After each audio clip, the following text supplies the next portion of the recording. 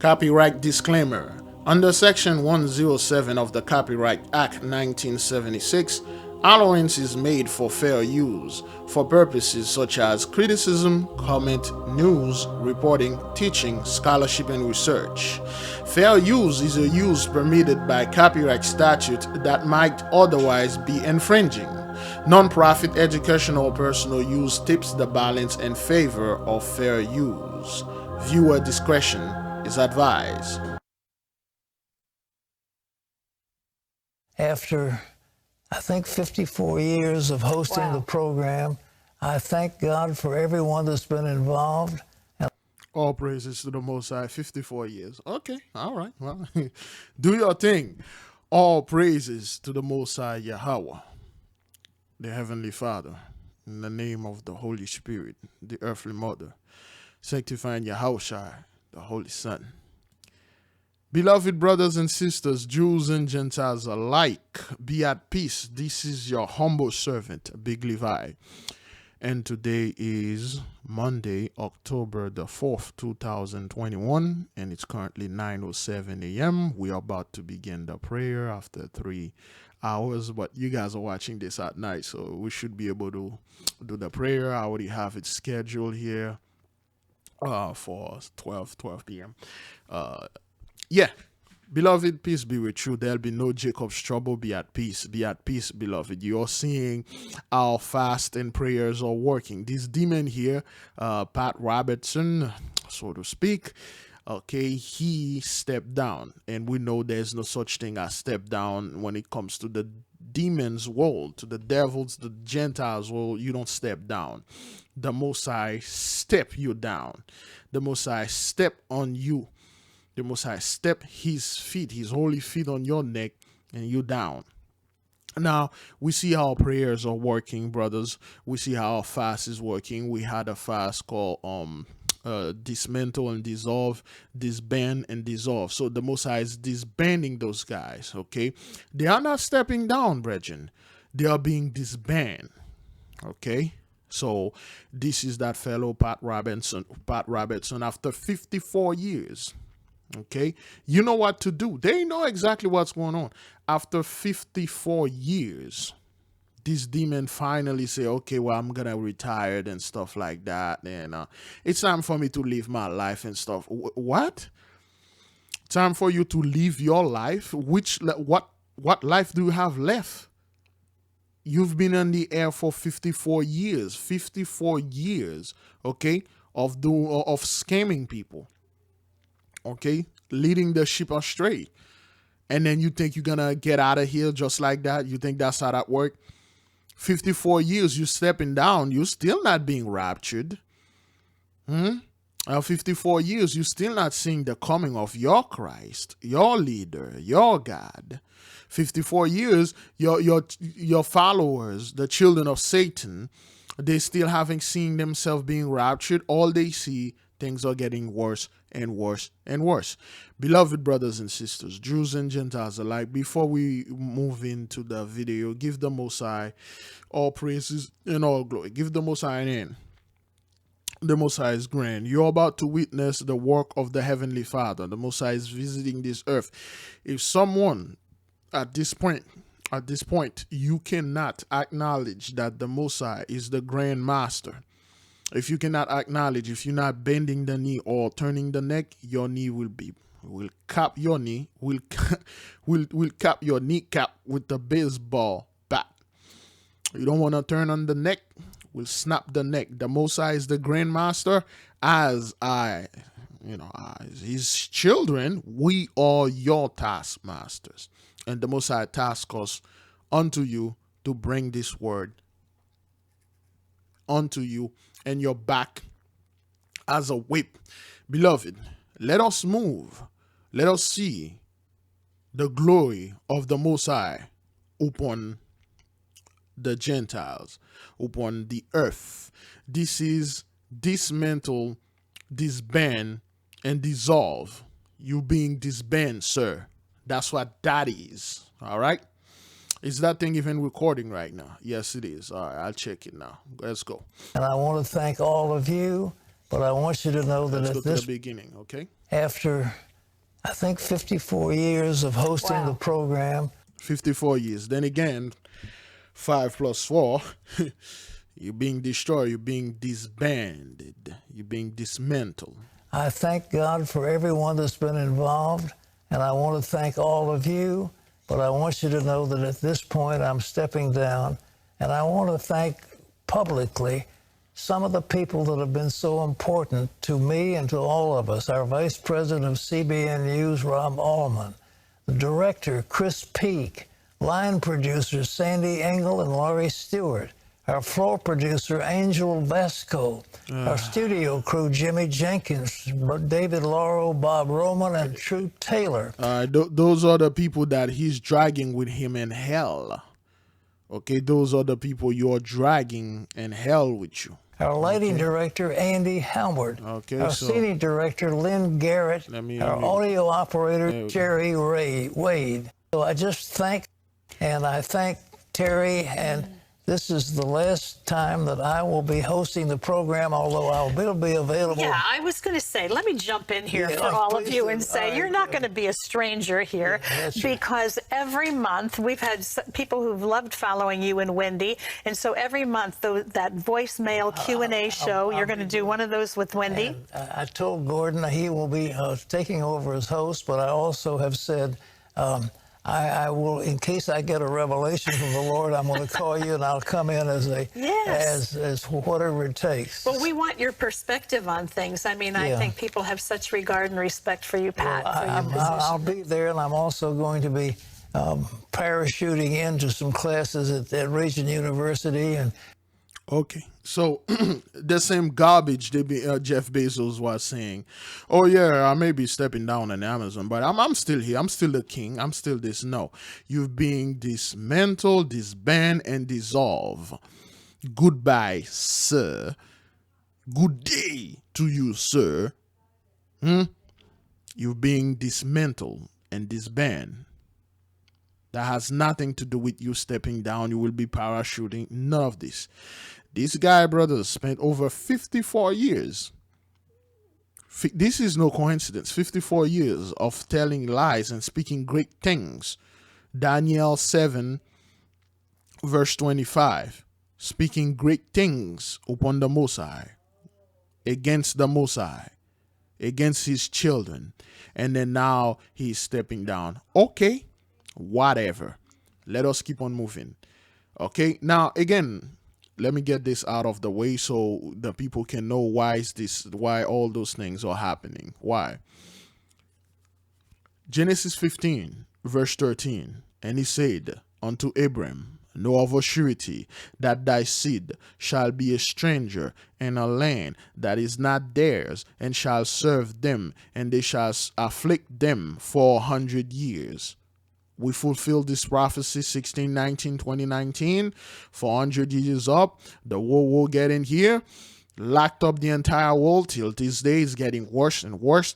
And also that nation whom they shall serve will I judge. The reason why you see these guys say stepping down, because the Most High is judging them. There is a holy visitation upon this earth. The great king, the grand master is here. And he's checking you full. What's up with you, Negro? You think you're going to come over here and then spend 54 years and then keep doing... This guy would have kept doing this until he just dropped dead on the TV, like right on live. But he can't do this. All right? Brethren, let us keep on moving. Okay? The Most High is judging the whole earth through the 10 plagues of the apocalypse of Abraham. All right? He's being dismantled. All right? Let us keep on going. Let us keep on moving, beloved, all right? Oops. There you go.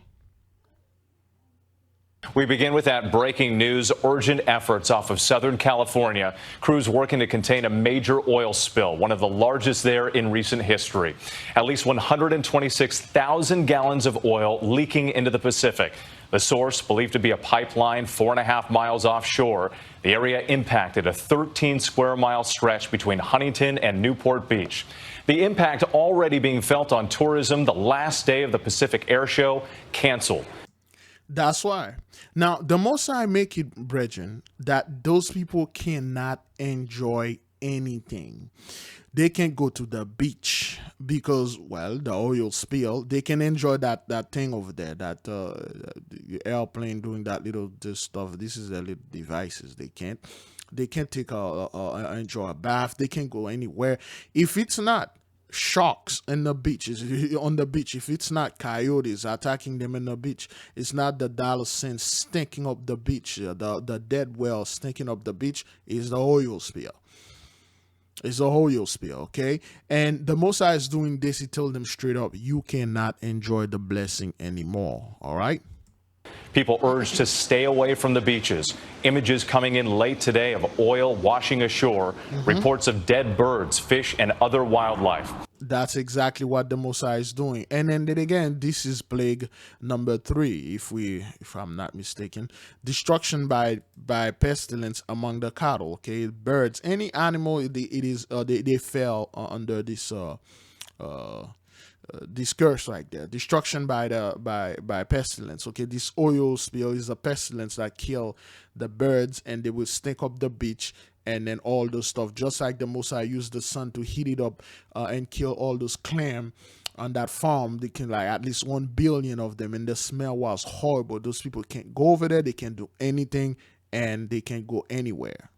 Officials say they have stopped the flow, but warnings tonight of a potential ecological disaster, and major questions remain. A potential 126,000. That's a weird number.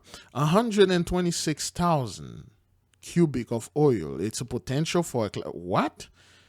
It's already anyway. About what caused the leak.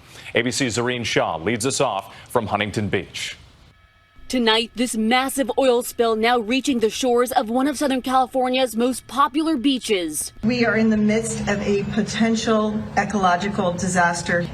It is already a ecological disaster. This should have never happened. Why you people are saying it potential? It could potentially. Well, birds already dead. That thing is already out. You can't go to the beach. You can't enjoy the stuff. Now you bucktooth monsters just coming over there and say, oh, well, it could be a potential disaster. I mean, it's not a disaster yet, but yeah, it could be a potential disaster. Like, the rapture could be a potential disaster. I mean, we're still gonna wait to see if it's gonna happen. If it doesn't happen, well, it's a disaster. Guess what? It's already a disaster.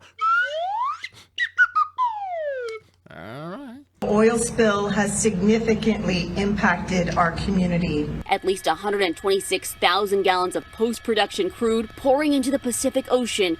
Again, 126,000, 1 plus 2, 3, 3 plus 6, 9,000.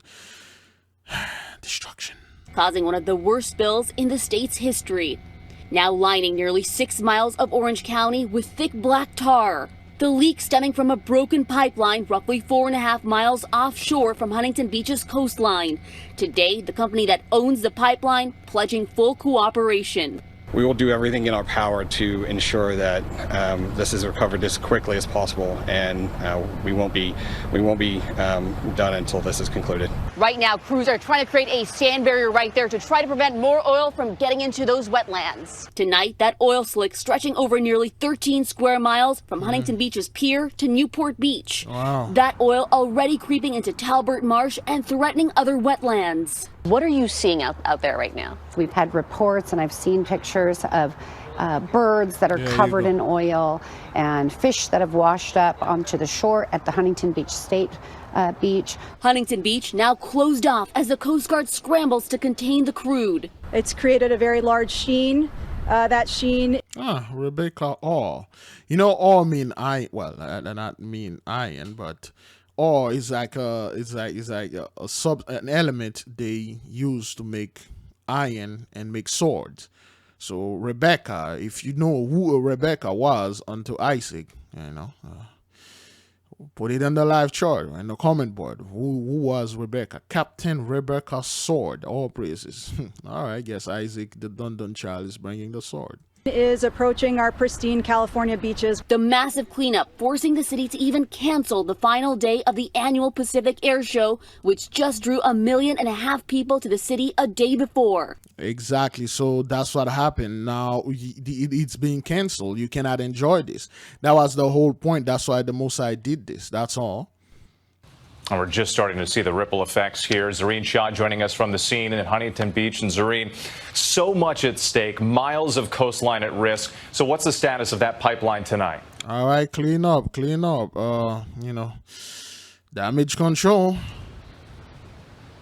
With the company responsible says they have divers inside the water right now trying to figure out where the source of that leak was. You can see that oil stretching across the sand right now, but the company says they have capped off both ends of the pipe and there is nothing left inside. Yeah, damage control. Get out of here, man. Beloved, the Mosiah is in the midst. Let us keep on moving. Let me see if I can get this over there. Now, an unusual and intense weather event in the Gulf. Tropical cyclone Shaheen barreled down on Oman's north coast with wind speeds of up to 150 kilometers per hour as it made landfall on Sunday. Only the second cyclone in modern record keeping to enter the Gulf of Oman and the first to enter in the second half of a year. They never seen anything like that. They never seen it. Brethren, Oman or Oman over there is a deserty place. It's a desert. Things like that weren't supposed to happen over there.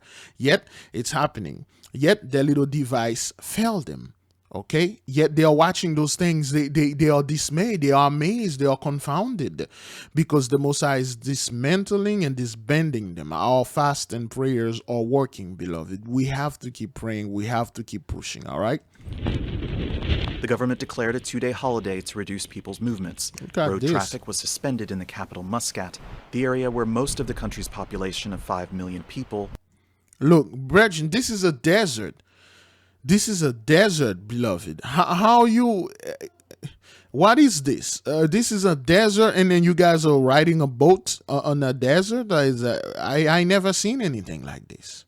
Okay, then again, we know the boom tube. Live. All flights were halted at the airport and evacuations ordered for some coastal areas. More than 2,700 residents waited out the storm in emergency shelters. Okay, look at this. Look at this. This water cannot look at the mountain. Parts of Oman's coast received a year's worth of rain in a single day. This is exactly what it is. How are you beloved? How are you receiving rain in a year and just in day? Do you know what that is? In 365 days, let's say this is a desert. You're not supposed to receive any rain at all. Yet in one day, you receive the amount of rain you were supposed to get in 1 year. This water did not come from the sky or did not come from the clouds, so to speak. Okay, when they show you, let's see, it's at 48 seconds. Brethren, when they show you those things, okay, oops, let me see. Their little device. I'm looking for that little device that they have. There we go. You see, this is not what that is. Those are portals. Okay, the Mosiah can open them. Those are boom tube. He can position them anywhere, and then he'll hear a loud boom, and then this thing will open, and then the fountain will break and under. He can do it above and below. He can do it both ways. Okay. You know, so what's going on here? 1 year, man. Oman's coast received a year's worth of rain in a single day. Wow. The ground is bone dry and unable to absorb the rain, triggering flash floods in northern and southern governorates. You heard that? Because this ground wasn't made like this, okay? Look at this beautiful sprout. That's the proper name for them. At least 6 deaths and dozens of injuries are being blamed on the storm in southeast Iran. Residents of Al Ain in the United Arab Emirates have been told to stay home, while Saudi civil defense authorities have warned several regions of possible flooding. Andrew Chappelle, Al. Okay, so they never seen anything like that, brothers. Their little devices failed them, okay? All right. God bless both Iran, Oman. Stay strong. Very sad. Now imagine you have to play safe, a little water. Okay. This guy did. Okay. This is what they are not reporting. Okay. Before impacted the Iran, Oman, this cyclone also badly affected most part of India. While Al Jazeera didn't cover this. They didn't. They didn't, okay? Like, as if Iran doesn't have enough problem. May the greatest power of all have mercy and watch over you. No, you won't. You see, brethren, this thing, there are so many stuff out there. There are so many destruction going on around the world. They are not reporting those things. If you're not reading the comments, say, like, okay, wait a minute. You guys didn't report this, okay, and stuff like this, okay? Mankind will not have peace until it turns with trust my mercy, from the diary of Saint Fortisma, whatever. So, yeah, you guys won't have no peace, man. May God help the flooded the country. No. All praises. Let us keep on going, okay? It's a sign. Locust swarm will appear in a few months. Okay. All right, then. All praises. This is the same thing, but Shaheen bore down on Oman on Sunday, killing at least 3 people. It prompted authorities to delay flights to and from the capital Muscat and urge residents to evacuate coastal areas. So evacuate, flee, disband, dismantle, dissolve, all praises, okay? Again, this is plague number 10, all right? Number 10, thunder voices, okay? Thunder voices, and you see the weathers is all over, brethren, okay? 15, giusto? Non lo so, io so 118.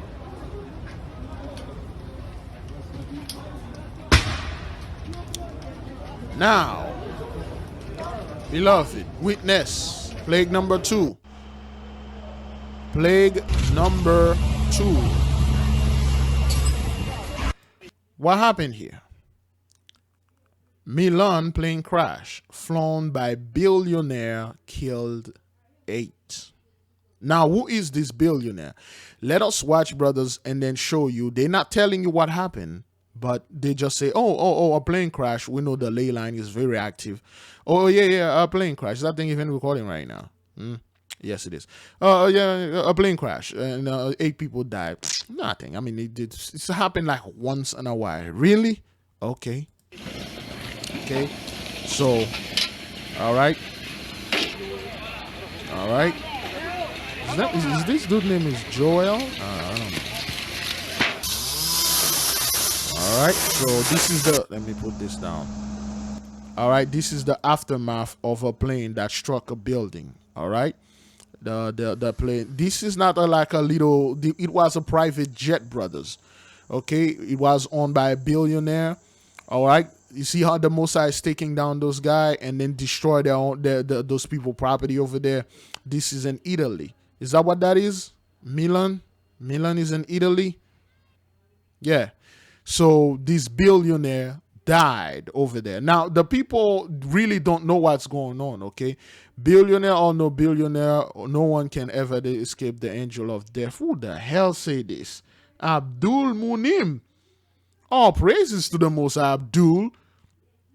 Billionaire or no billionaire, one can never escape the angel of death. You billionaires think you can do all those scum over there around the world. This guy is one of those elites that you didn't know about. One of the billionaire you didn't, at least I didn't, you didn't know about, okay?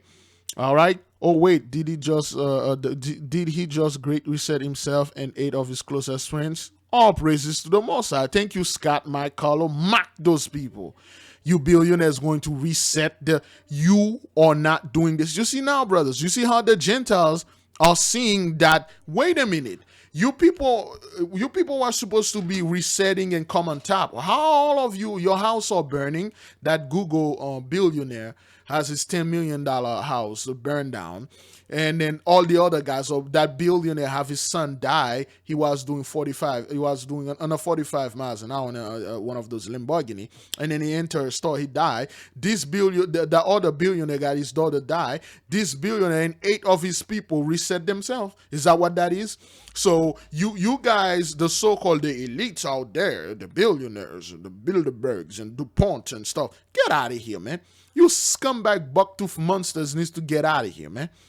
This is not done by men. They didn't do this. Oh, they fake their death so they can escape taxes and stuff. I was watching the video. If you can see here, there's no plane. There's no plane. The building was supposed to fall. Get out of here. Oh, wait. Did he just great reset himself and 8 of his closest friends? This is just as a great question here. So, are you elites? Are they Gentiles or literally deliberately destroying themselves? Are they setting up lava that destroying millions of them, are destroying their houses that cost millions of dollars? Beloved brothers and sisters, although is that what that is? Or those people are doing? What's up with you, Negro? What's going on here? What's up with them? I mean, now look at you. Now look at you, man. Talking about you're going to go the great reset. You're going to come on top. You already on top. Now look at you. Huh? Is that what that is? Now we'll read, brothers, okay? They always will bring scumbag stuff. We'll be listed at COVID, Water storm building, the Twin Towers came down to always bring, when they cannot explain something, brothers, always put conspiracy in there. Conspiracy theories in there, okay? It was apparently already on fire before crashing. Faulty parts, I assume. Okay, no, it's the ley line, okay? Money can't buy more time. You cannot, all praises to the Most High. Thank you, Johnny Blogs. You cannot, your money will not save you. Now, where are all those billions of dollars? And you will see, beloved, what the Most High did. Who the Most High took. When the Most High did this, who he took with him, okay? Okay, so make jokes. So he died before impact. Yeah, all right. Probably heard about the Pandora Papers leak. Always bringing some conspiracies to confuse the people. Like, oh, the other elite did agree with him, so that's why they said something and stuff like that. It's things like that. Yeah. Stuff. I didn't expect so many people had private plane. Okay, this guy, he's a billionaire. Now, this is what they don't tell you. They just show you the image and you see it. Then again, brothers and sisters, this is plague number 2, fiery conflagration of the city. Now, this is what they don't tell you about it. Okay, let's get rid of the video. Oops. Oh boy. All right. Okay. Romanian. This guy is a Romanian. Okay. Romanian billionaire among 8 dead and plane crash near Milan. Okay, so and this guy also former NASCAR driver killed in Georgia shooting. Okay, so all those guys, all those millionaires, billionaires, they are being taken out, and then they are not reporting this. Now, let's read this, brethren. A Romanian billionaire was killed along with his wife, son, and 5 other people. All praises to the Most High Yahweh. Now look at you. Now look at me. Look at you. You, your wife, your son, and 5 other people, which is, I'm assuming they're related to you, are no more. They are no more. All praises to the Most High. The Most High told the Archangel Michael, switch the ley line. And the Michael line or switch, and then you fell into the building, you die. Brothers and sisters, this is not a coincidence. For those of you who've been following the Most High works, brethren, you see for the past year, brothers, these airplanes are falling off the sky, and the people that are dying, or the priesthood of Mahan, the one that fell in the lake over there in Tennessee, the billionaires, the millionaires, the people that have the money. Which one of you here on a private jet? Which one of my brethren on a private jet right there? Okay, let us read. A Romanian billionaire was killed along with his wife, son, and 5 other people when the plane he was piloting crashed into the building in Italy on Sunday, local media reported. Okay, then the tribe of Dan. Okay, all praises to the Most High. Give the Most High praises and glory. We've been talking about the tribe of Dan for a while now, the Vikings. Then Petroshku, 68, one of the richest men in his home country, was operating a single-engine Pilatus PC-12. You can't, beloved, can you make that up? Can you make that up? Pilatus PC-12. We are reading the book of, do your thing. If you know what the Most High is doing here, do your thing. Let's see this airplane. Remember, we are studying the book, brothers. We really don't have time to go into the book. We are studying the book, This is the piloting a PC-12. Okay, this is not like a little plane, man. This is a very expensive plane. All right. Okay, pilots, piloters. Okay, we are studying. This is a luxury plane. All right, this is a beautiful plane. You need money to get this plane. All right, so it's a nice plane, man. Damn. Oh, beautiful. This is not no cheap thing. This is a billionaire thing, baby. All praises to the Most High. All right. You can't make that up, brothers. Pilatus PC-12. Now, we are studying the book of the Prince of the House of David. And they mention Pilate, okay? Pilate's Pontius, I believe, Pontius Pilate. It's in there. So, Pilatus PC-12. 12 for the 12 tribe of Israel. This guy name is Dan, as Dan, the son of Jacob, one of the 12 tribes of Israel. You can't make that up. Beloved brothers and sisters, Jews and Gentiles alike, can you make this up? You can't make that up. Okay, Pilatus PC-12 that was seen in flames before it slams into an office building undergoing renovations in San Donato, Milaninis. Okay, Saint Donato. If you speak Italian, you can give us a little meaning. Brothers, for those of you, you can do this for us. If you're good with name, good with etymology of name and stuff, put it in the comment. Help the people understand what the Most High is doing. You may seem like, okay, this doesn't mean anything to me, but it will help a brother. It will help a sister. Okay, I don't know everything, brethren. Okay, we have to do this work together. A town southeast Milan. Okay, authorities said the fatal wreck took place minutes after the plane took off from Milan's Linate Airport about 1 p.m. according to aviation agency, whatever that thing is, which has opened an investigation. The plane's black box has been recovered.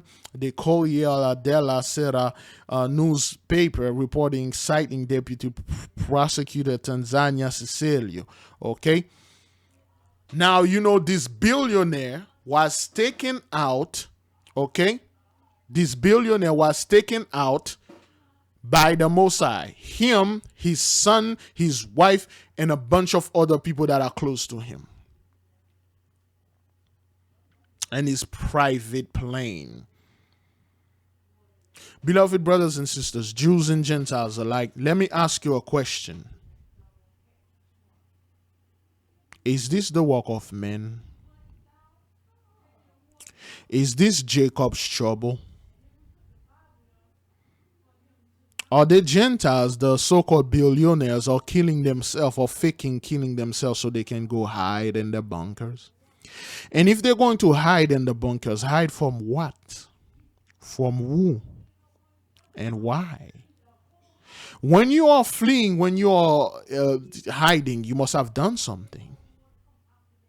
Why? Are they doing this, beloved? Is this Jacob's trouble? Was that a Jacobite? Was that a true Israelite, so to speak, a typical Israelite in his private jet, flying with his wife, his son? Is that what that is? This guy on a football team, I believe. You see, the Most High is taking your entertainment out. You see, this dude was one of those billionaires we pray against, those elites that we cannot see. I didn't even know that guy. Yet the Most High brought him unto us, and the angels report unto to the nation. And brothers, I want you right now to give the Most High all praises and all glory and all credits. The angels are reporting. They took one out. At least the one that we know, okay? A lot of them are no more. May they be no more. They're Bill Gates, they're Pat Robertson. May they be no more. Now you're seeing how the Most High is dismantled, disbanding, and dissolve those guys. This guy's being dismantled, and most importantly, is being dissolved. He is no more. He is not on vacation. He's not going somewhere. He's going to come back with his family and his wife and the other 5 people that was with him. He is no more. It's not like they're going to investigate and then connected some high-tech technology that they have and bringing back to life. He is no more. blasphemy. They don't have this technology. If those guys have super technology, they should have something that tell him, if you get into this plane, you will die. If they had those super technology they claim they have, where is his clone? Where is the clone? Okay, was it the clone that get in a stop repeating the garbage the Gentiles are bringing out there. This guy was a billionaire. He has all the money in the world, yet he could not escape the Messiah's wrath. Let us keep on moving, brothers and sisters. All right. Oh. Okay. Yeah, because what's going on here? It's like the camera. A small internet. plane crashing on a highway in Chambers County. Look at this. Look at this. Look at that. Oh my God.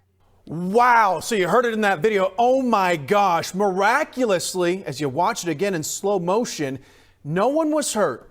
The crash happened on Highway 124 after the Winnie Rice Festival parade. According to the Chambers County Sheriff's Office, the plane was traveling back to the airport from the parade when it clipped a light pole, crashed into a billboard, and then the pavement. The pilot was the only. Now, what you're seeing, Brethren, those things are not happening months, years ago. This happened the 2nd, October the 2nd. And then we have a helicopter crash on October the 3rd. Then we got this, the billionaire dude died today.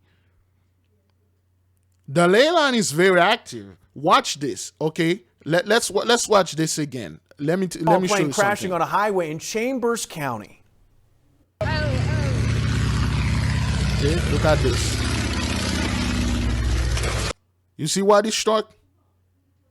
You see what is struck? You see this pole?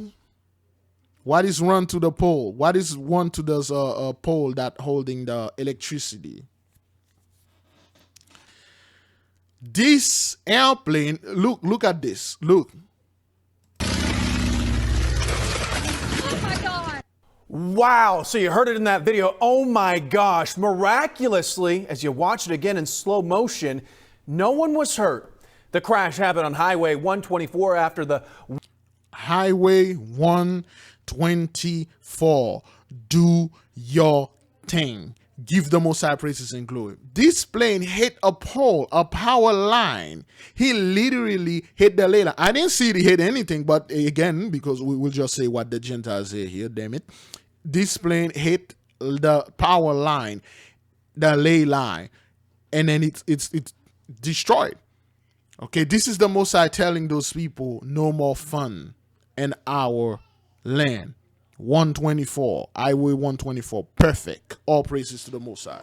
Winnie Rice Festival parade. Okay, according to the Winnie Chambers Rice. County Sheriff's Office, the plane was traveling back to the airport from the parade when it clipped a light pole, crashed into a billboard, and then the pavement. The pilot was the only person on board. All praises to the Most High. Okay, all praises. These things are happening over and over and over. You know? All right? All praises. Let us keep on moving, brethren. All right? Internet's slow. The computer is slow, you know? I have too many things open here. Oops, let's bring this over there. All right, there you go. We do have a Fox 10 News alert coming out of Chandler as we speak. This is a mid-air collision between a helicopter and a plane near McQueen and Queen Creek Road. We are told that that plane landed safely. That chopper, however, you can see has crashed there. So we are just getting this preliminary information from the Chandler Fire Department, who says that they believe that there was 2 people on board that helicopter. Their condition at this hour is unknown. They still haven't been able to even confirm how many folks were on board that helicopter. But again, this is just breaking news coming in to the newsroom as we speak. A mid-air collision between an aircraft. We are told that the aircraft is a Piper. That was able to land safely back on the ground, but that chopper is what is the main concern here. Obviously, you see the fire crews on scene. We're trying to get a pan here just so you can see very close to the end of runway 4 right there at Chandler. There is the Piper. that was involved in this midair. If we can hold on the shot, I want to see if we can see any visual damage to that Piper, but you can see individuals walking around. So it is, again, we are learning that the individuals in that plane walked away from this incident, but again, it's still unknown the condition of that chopper. All right, the chopper. So now you see again, brothers, those things are not happening ages ago. This happened on October 1st. The other one happened on October 2nd, and then October 3rd, and we're on October 4th. Every single day. Yes, baby? No. I'm just doing a video. I'll do the prayer at 12. Everything all right? Yeah. Okay. All right. Okay. You eat your food? Yeah. Good. Yeah, I don't feel any sleep. You know, I just woke up early. Yeah, I'm not tired. I'm just because I rested yesterday, so you know, I didn't do anything because I had to drop your mom and stuff like that. So I couldn't do the podcast, so I'm doing a video right now, okay? All right, sweetie. Love you. Love you, Shreedy. All right, brethren.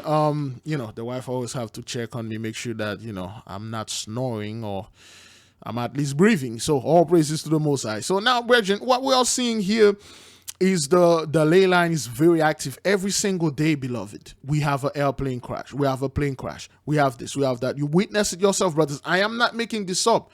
We know the ley line is doing this. Like how on earth did this happen? How did the airplane hit a helicopter? Well, I guess the ley line can do pretty much everything. Let's see if they have let me see the comment. This condition of that chopper is destroyed if you are covered the blue top. Yeah, that's what that is. If you're covering up with a blue top after a helicopter crash, your condition is probably not optimal. That's true. If you're covering with the blue top right there, let me see if they have any update in there. That was on October the 1st. Let me see if they have any update. Brothers, there are so many things. Woman dies after crash, Central Phoenix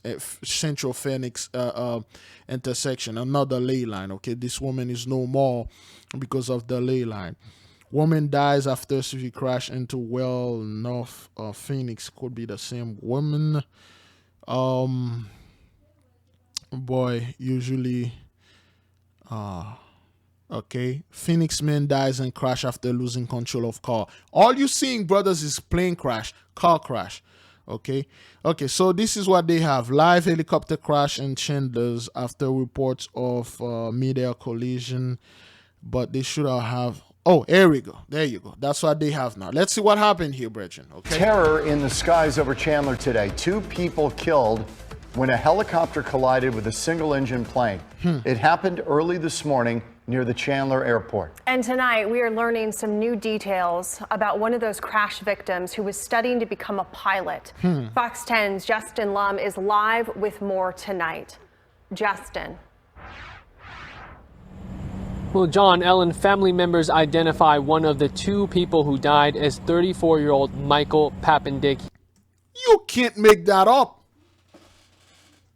You cannot make this up, beloved. How are you making this up? We can't make this up. You got to give the grandmaster chess player praises and glory and credits. You cannot make this up. I know the Most High has something for us in there, man. I know it. Well, at least we know it. Let us give the Most High praises and glory by blowing the holy slide whistle. You cannot make this up. The dude name is Michael Poppin. Oh, Poppin what? Poppin sausage? Poppin dick. Michael Poppin dick. Michael was popping in dick. Michael is 34 years old. You can't make this up. How are you making this up, brothers? You've seen it. I am not making. I have to keep saying this, beloved, because people, they will try to come up to the beloved sister Cheryl. Bless, peace be upon you, blessing upon the sister. The sister doing a hell of a job for the Most High, man. Please, sister, if you are doing this, if you can mark for us for now on. I know this is gonna be a hell of a too much for you, but if you can mark how many times we encounter Michael or Gabriel and angels, that's like, you know, first Michael, that's like the second Michael, the third, fourth Michael we encounter in a month. They are brothers, you don't know how many Michael that is out there. Okay, the crash which happening near an airport in Chandler took the life of 2 people, including 34 years old, 3 + 4, perfection, Michael popping dick. Fox 10's Justin Lum spoke with Poppin' Dick's sister-in-law. All praises to the Most High. Let us listen again, brothers. You can't make that up. Listen. Well, John, Ellen, family members identify one of the 2 people who died as 34-year-old Michael Papendick. He had been training to become a helicopter pilot just weeks ago, the sole provider for his family and a proud father of a little girl. The baby girl on the swing is 11th-month-old Aubrey. Okay, Rachel? I thought the name of the girl was Rachel. But Aubrey, if you know who Rachel was in the Bible, put it in the comment board, put it in the live chart. All praises to the Most High. And later this month, she will turn 1 without her daddy. There's no words, really. My heart's broken for my sister right now. They were about to start trying for baby number 2. The sister-in-law of 34-year-old Michael Papendick, devastated. Michael that's Rachel. Rachel is the sister-in-law. All praises, okay? Is a Navy veteran who lost his life in a mid-air collision. A Navy veteran. Now, again, those you people, you were supposed to bring Jacob's trouble. Now look at you. You military men were supposed to round up our people. And then this guy was probably one of those dudes that had the plan to wait and become a pilot, take one of those helicopters, fly over the hood when the grid went down, when the grid go down, and then this guy would have turned on his stuff, and then he would have turned on his infrared and giving like to his other white supremacists, hey, they are here, they are there, and then they would have just go ahead and kill our people. That was your plan. This is the power of prayer, brothers. Give the Most High praises, man. Beloved, how could you make this up? All praises to the Most High. Studying to become an EMS pilot and only had about 30 hours under his belt. He and his instructor lost their lives after their helicopter crashed with a single-engine plane. Authorities say the plane landed safely, but the helicopter exploded on impact. Rachel says her sister, Rebecca, had a gut feeling that something terrible happened to her husband. So when you're faced with that reality for a moment, your first reaction is to deny it, and that's what that is. That's what we did, really. Yeah, that's it what was that tough is. when we did find out that our. Okay, so that's what that is. So yeah, so cursed be the husbands, cursed be the wives, cursed be the children.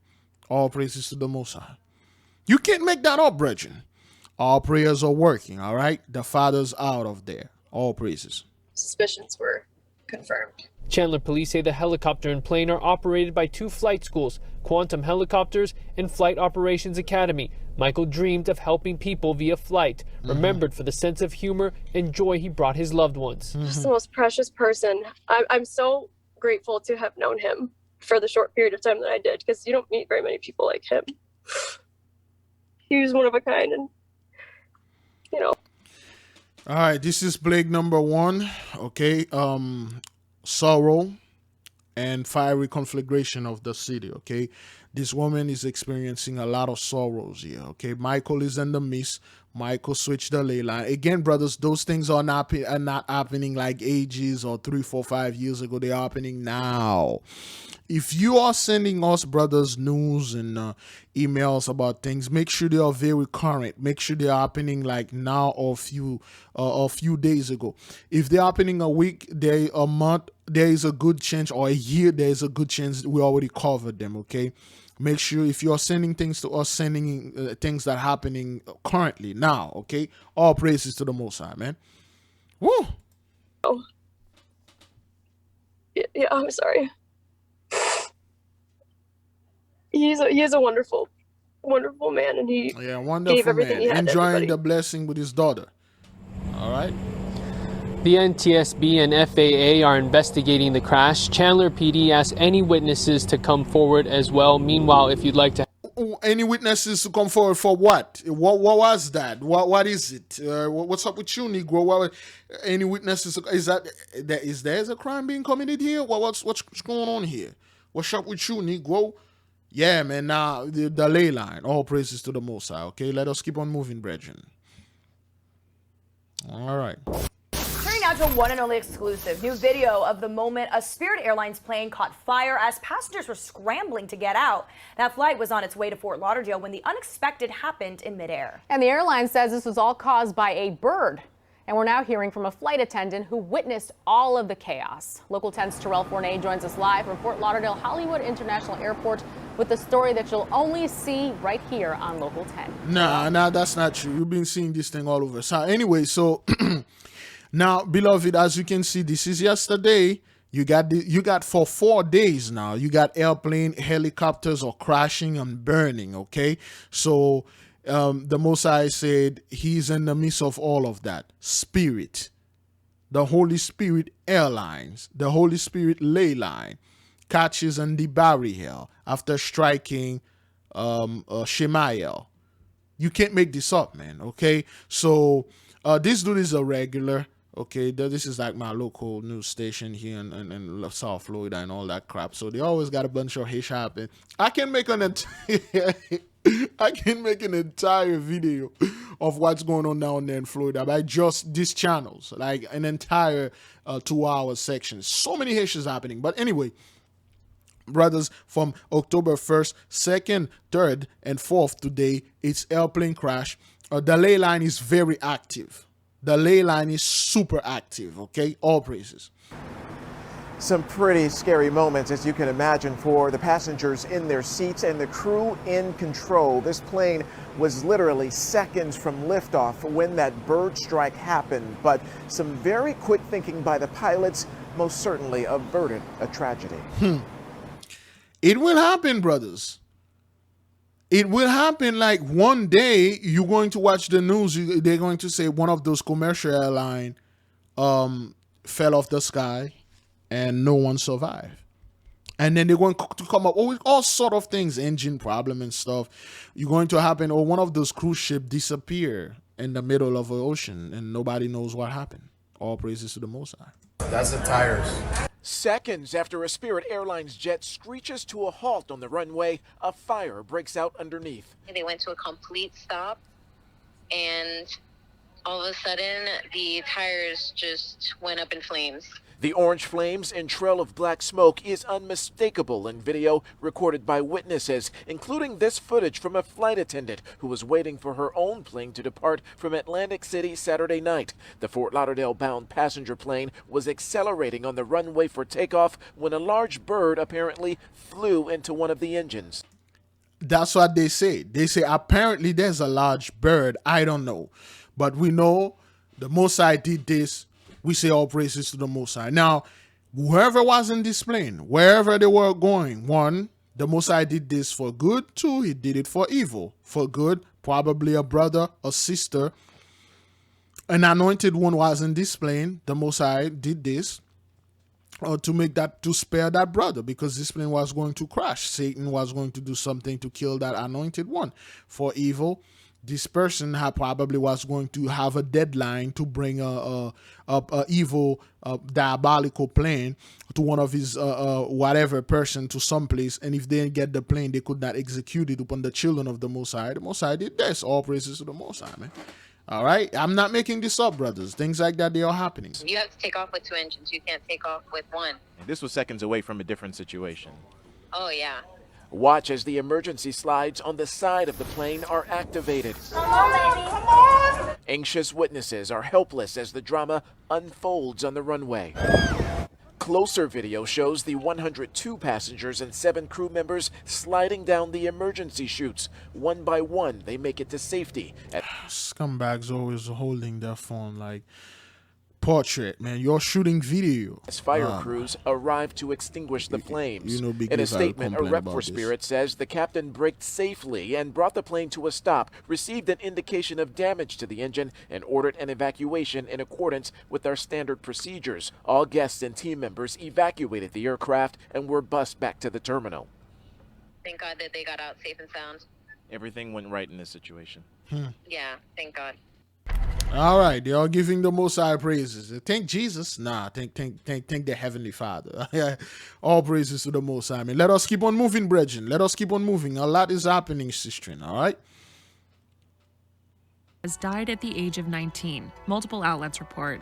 The content creator, who had more than 2 million followers under his TikTok handle, Gabe Not Babe, was one of 4 people who perished following a car crash in the early hours of this past Sunday. So, this dude, TikTok star Gabriel Salazar, dies at 19 following a car crash. Again, we know, let me see who the hell this is. Okay, Access. We know, beloved, that the ley line is very active, and this dude first name, again, if you know what that is, give the Most High praises and glory. As you can see, beloved, a lot of those so-called TikTok stars and YouTube, the Most High is taking them out. Why? Because no more of these buffooneries, the people going out there and then doing buffooneries and distract our people and everything, and then people all over, all they want to talk about. Did you see that TikTok video? Did you see, oh, what about Lil Nas X? He said something about like the whole cowboy thing really hurt his portal, so he missed cookies now. And all of a sudden, Lil Nas X don't want to ride that mechanical burro. All of a sudden now, Lil Nas X say, hey man, I don't want to ride that horse in that dirt wood anymore. All of a sudden, Lil Nas X say, hey, you know what? I know there's a benefit of not being constipated all the time, but I'll buy, for now on, I will buy constipation medication. Nah, I don't want to be a pickle smoocher anymore, man. I miss the whole baking thing. It's time to close that butcher shop, you know, take the salamis and take those giant sausages down. I'm opening now. I'm going to go hanging out in a bakery shop now. I'm all about that cookies now. Oh, hell no. You see, the Most High is taking those people down, man.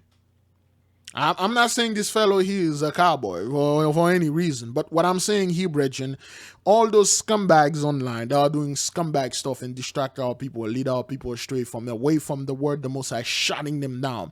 Disband, dismantle, and dissolve. This guy is being disbanded and he's being dissolved. All praises to the Most High. Gabriel is in the midst. You're seeing Gabriel and Michael putting the work, man. They are putting the work. Authorities from the Texas Department of Public Safety told Insider. According to a social media post from the Zavala County Sheriff's Office, a deputy overheard a Crystal City Police Department officer saying he was in active pursuit of a Chevy Camaro. You see, this is not what if they show you this picture and they tell you to identify this person, you would have say, oh, this is a sister, this is a female, this is not on the highway in order to initiate a traffic stop. The sheriff's office deputy tried to deploy a tire deflation device, but wasn't successful. Authorities told People magazine that Salazar was driving a Camaro and, quote, drove off the road, overcorrected, and then sped across the roadway into a ditch. So this guy was trying to escape the police, man. You break the law. You should have stopped and listened to the policeman. You break the law. Okay, you should have stopped and listened and then follow the law and back the blue, back the blue, Car reportedly hit trees, rolled over, and caught fire, with Salazar and 3 other passengers being pronounced dead at the scene. A loved one of Gabriel's created a GoFundMe to support his family and fund funeral expenses, and it's reached more than $38,000 in donations as of Thursday night. Many fans shared their condolences on Gabe's TikTok and Instagram accounts. YouTuber FaZe Rug wrote, I wish it wasn't true. R.I.P. man. Okay, so, well, it is. It is. Those effeminate dude, I mean, like, I don't know what the hell is this, but the Most High took him out. Gabriel is out. Salazar. What does Salazar mean?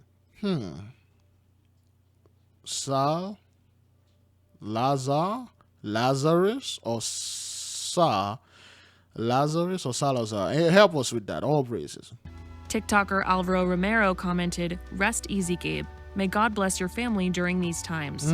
And social media star Chatio simply wrote RIP with a heart and a dove.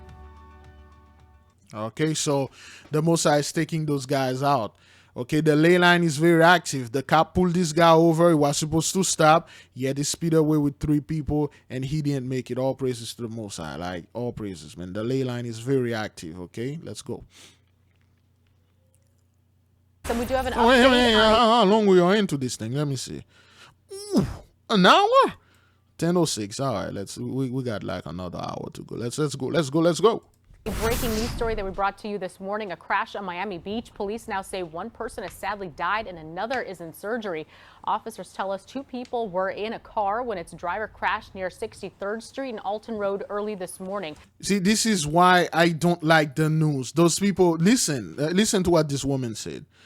Okay, listen. 2 people were in a car when its driver crashed near 63rd Street and Alton Road. 63rd Street and Alton Road. And then when you look at here, it says 62nd Street and Alton Road.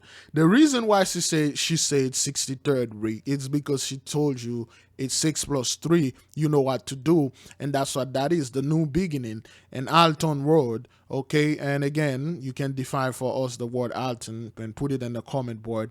It would be best if you put it in the comment board, not in the live chat, so the people that are watching, they can watch it in the comment board. You can comment multiple times, beloved, if you wish to. If you wish to do this, okay? It's not necessary for you to do this. We are not putting a task upon you, okay? Your only task is to give the Most High glory, all right? But we just want to know what the message is here, what it is, what the Most High want to say, okay? 63rd, 6 plus 3, 9, destruction, 6 plus 2, 8, no new beginning, and all that. So, but, you know, the ley line is very active. But she says 63rd, but he says 63, 62 here. 63rd Street and Alton Road early this morning. But it's 62nd. The female passenger was the one that passed away. She died at the hospital. It's not yet clear what caused this crash. The ley line, you know, they don't know. Okay, they don't know what's this is Miami, okay? Oh, excuse me, okay? Jesus is coming soon. Repent and get ready for his second coming. He loves you because he made you in his image. He said he loves you tomorrow as a promise. So Jesus made men, okay? Jesus created men. He made you in his image, okay? What is early this morning, 1 a.m., 6 a.m., big difference going to work, driving drunk. Cordeliensis, she must have driving according to the laws. Bet you she was on some other hish attacking him and this party all night, Florida, all praises, man. Okay, crash in an area where there is no traffic, you know, alcohol. They don't know what happened, brothers. The people, they are saying, oh, all those people, they are drunks and they were on drugs. Nah, man, it's the ley line. They are taking, most likely this woman was a Christian, okay? We give praises and glory to the Most High, man. Let us keep on moving, all right? Ley line, very active. West of Ethel Avenue, and that's where KCAL 9's Joy Benedict is live. Joy, so hard to understand why people there's our woman again, Joy Benedict. Thank you, Joy. When they get behind the wheel. Yeah, it's just very hard to comprehend when things like this happen, but yet again, it did happen, and it happened last night, and unfortunately this car accident, we are told, left 1 person dead and another person in jail. 2 more were taken to the hospital. All of this took place here on Sherman Way behind me in North Hollywood. You can see the scene is clear now, but that was not the case a few hours ago. Take a look at this video as this crash happened just after 11 p.m. Last night. That's when investigators say that the 4Runner, that SUV, was heading westbound here on Sherman Way when it attempted to turn left into the Denny's Diner parking lot. For whatever reason, a car traveling at a high rate of speed, that pickup truck, we are told, ended up slamming into the passenger side of that SUV. As I mentioned, 1 person died. That person who died was in the back seat of that vehicle. They are holding up a cowboy in a wheelchair. So anyway, what's going on here, brothers, is the ley line. You know, it's the ley line being very active. And they say DUI suspect arrested in a deadly crash. Okay, so they have to give the people something because these things keep happening over and over and over again. And people are dying, man. It's not like they're walking away from this. They are dying. Died was in the back seat of that vehicle. There were 2 other people in the front seat. Both of them were taken to the hospital. And, of course, the driver. Yeah, let me enlarge this, brothers. Let me enlarge this and then drink a little water while you give the Most High praises and glory. Oh, boy.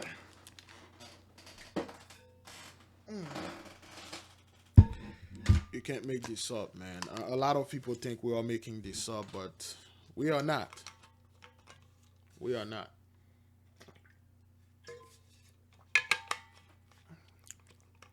All right, that is good. That is good. Drink a little water here. This ambulance with the number 39, 3 plus 9, the 12 tribe, all praises. The Most High is in the midst. Of that pickup truck was eventually arrested for suspect. Okay, so look at this dude. Look at, let me see if I can zoom in. Okay, let me see if I can zoom in right there on this dude. I can't zoom in, but I can enlarge it. What do you see around this dude's neck? We must understand, beloved, Jews and Gentiles alike, that the Most High, not only he's taking the whole house down, he's also disbanding and dismantling and dissolving its member. This fellow right here, I will assume that is a parishioner, which has the mark of the beast around his neck. He has the crucifix around his neck. Okay, he has the cross, okay, which was a beautiful symbol of all people, but you scumbag took it and pervert it, just like the evergreen tree. You make it into the Christmas tree and do all sort of scum with it. Okay, Saint Nicholas was a good saint. He was a good man, a good Hebrew man. You turn him into Santa Claus. You did all those garbages and stuff. Those are the Christians. This guy, I don't know if he's drunk or if he's out of his mind, or if he's under some type of drug. At least that's what they said. So now they are taking him out, and look at him. Now look at you. Okay, the Most High always put something in there and let us know that he used a Christian to take out another scum Christian. For suspected of driving under the influence. All right, look at the mark of the beast. Okay. Oh, wait a minute. Is that the dude? They are in custody. Okay, which one got the? Always one Negro flaming over there. Let me see. Let me hear this again. I'm very confused. The news always like to confuse Big Levi. Don't do this, man. Come on. Sherman Way, when it attempted to turn left into the Denny's Diner parking lot. For whatever reason, a car traveling at a high rate of speed, that pickup truck, we are told, ended up slamming into the passenger side of that SUV. As I mentioned, one person died. That person who died was in the back seat of that vehicle. There were two other people in the front seat. Both of them were taken to the hospital. And of course, the driver of that pickup truck was eventually arrested for suspected of driving under the influence. And okay, so they didn't handcuff this dude, but yet they handcuffed the brother. All right, then. They are in custody. As for the person that died, we don't have a lot of information right now, as they are obviously waiting to notify next of kin. But we are told that the person who died is a woman. She's believed to be in her 50s, and she was in the back seat of that vehicle. As for the two other individuals that were taken to the hospital, their conditions are unknown, but they are expected to be okay. But certainly, Amy, just very a shattering and sad situation when you. Okay, I just Benedict. Thank you. Let me see if they have an update. I would like to know this woman names if they have an update. Okay, this happened when? Let me see when this happened. When did this happen? October the 2nd. The 2nd. This is the 4th, 2 days ago. I must see. I may not. Man dies in deputy involved shooting. That's the guy in the oil spill. Let me see if I can. Is that an attempting what? Attempting residence setting fire. Okay, so DUI suspect, I believe, is that the one we just watched? Okay. No, they don't have they don't have any update net. They probably have it. I just pass it. Oh no, what? Hit and run. Boy, that's another woman in hit and run. Let's see we can if we can get that. Let's see what happened here. Okay, no, okay, we have this one. I believe I had this one somewhere. Let's keep on moving.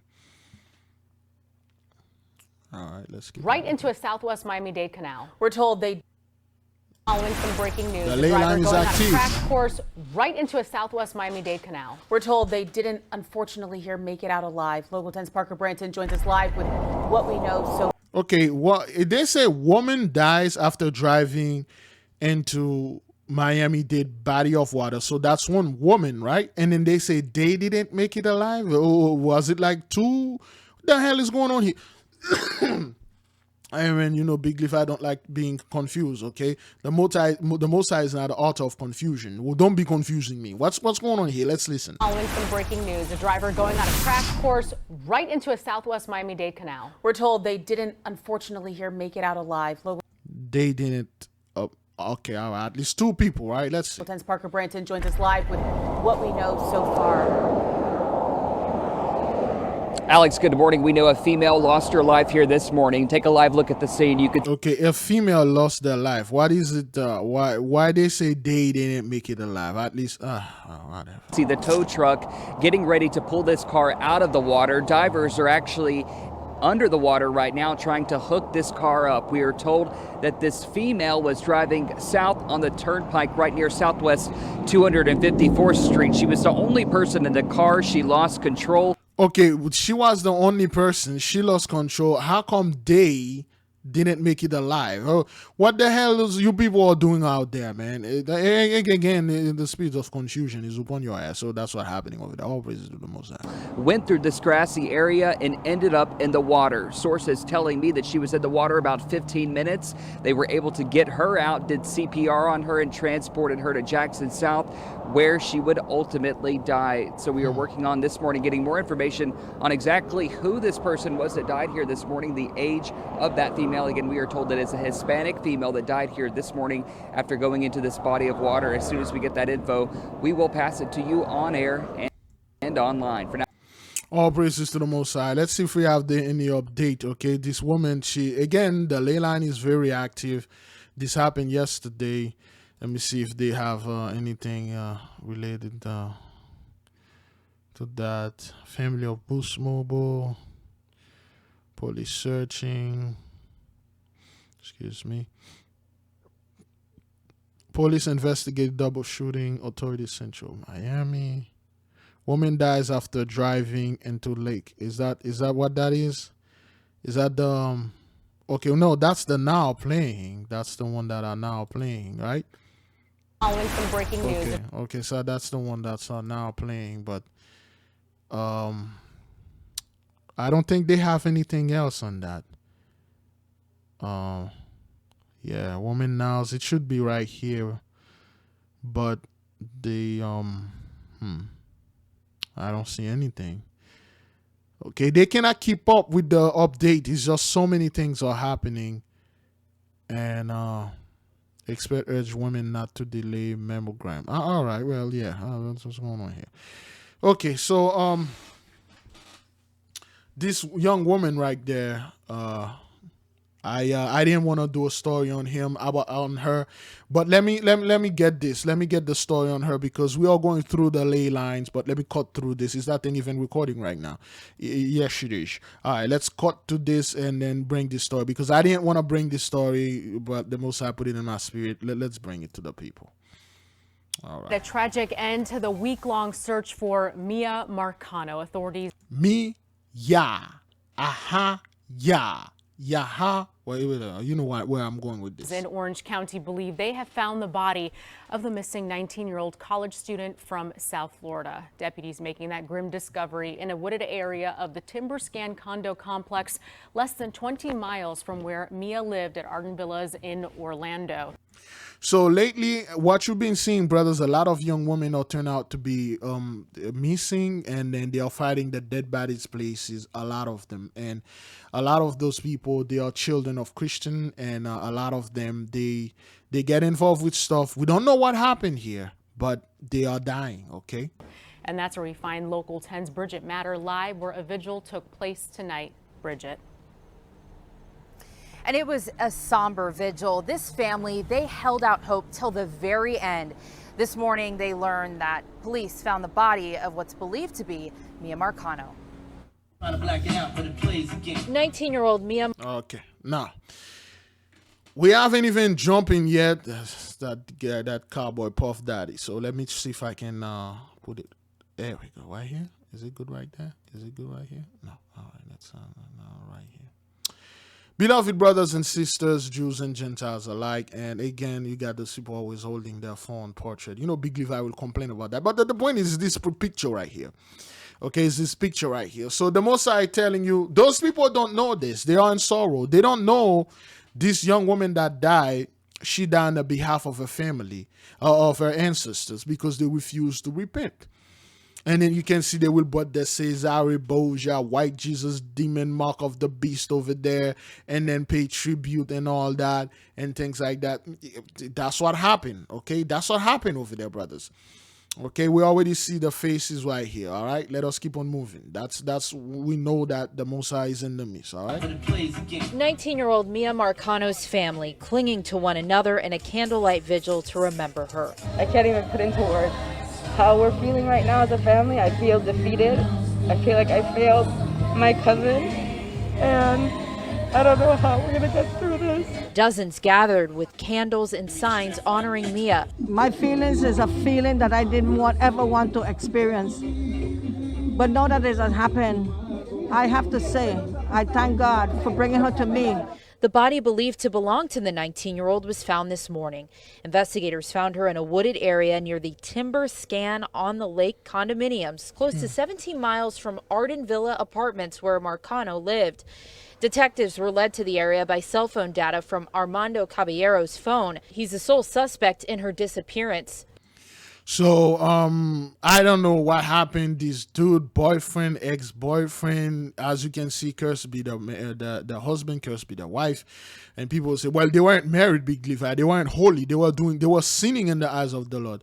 Okay, yeah, well, whatever, man. Raise men law above the Most High law. Anyway, so what's going on here? This man is the prime suspect. They don't know what happened, but they got the data they got from his phone, and then come to find out that, you know, they pinpoint where that woman's body was. So that's not good.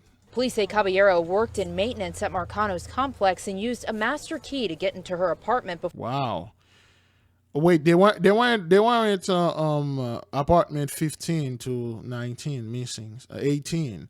So you know what to do here. So he was a maintenance fellow. What's going on here? And used a master key to get into her apartment before 5 o'clock Friday. Cell phone pings put him where deputies found what is believed to be her body around 8 o'clock that night. And that data put him all over Orange County, Seminole County, Volusia County.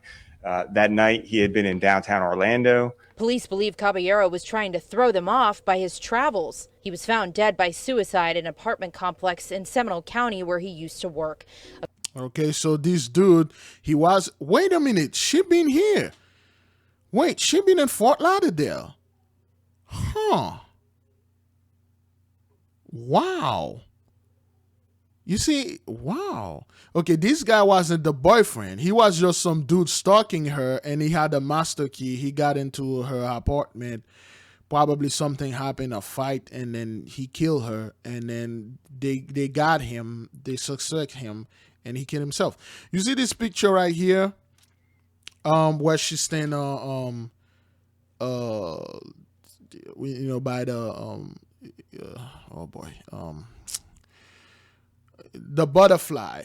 I shot a music video right there ages ago. Let me see if I can get it for you folks. Yeah, I shot a music video there back in 2015. Yeah, that's the butterfly.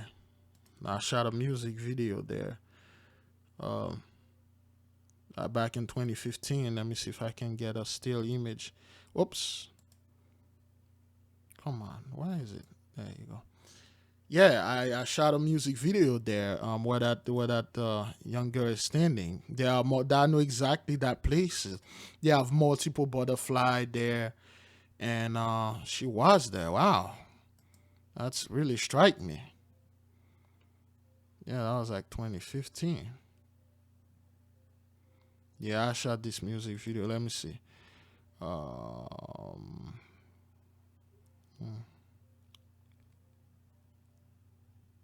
There we go.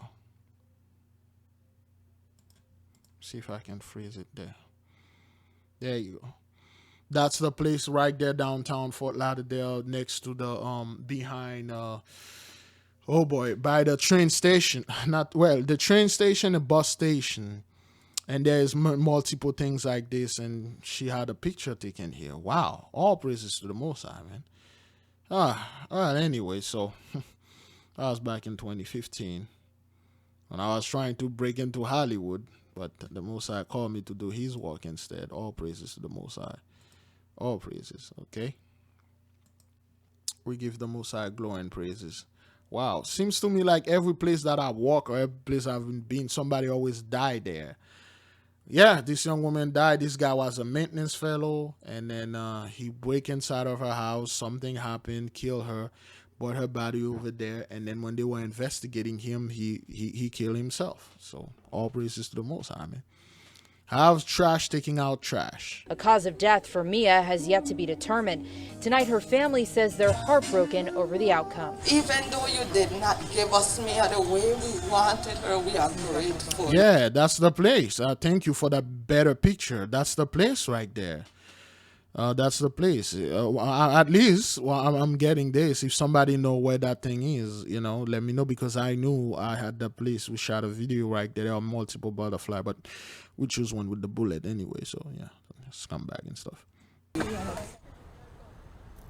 Yeah. Police say they also found a purse near that body belonging to Mia.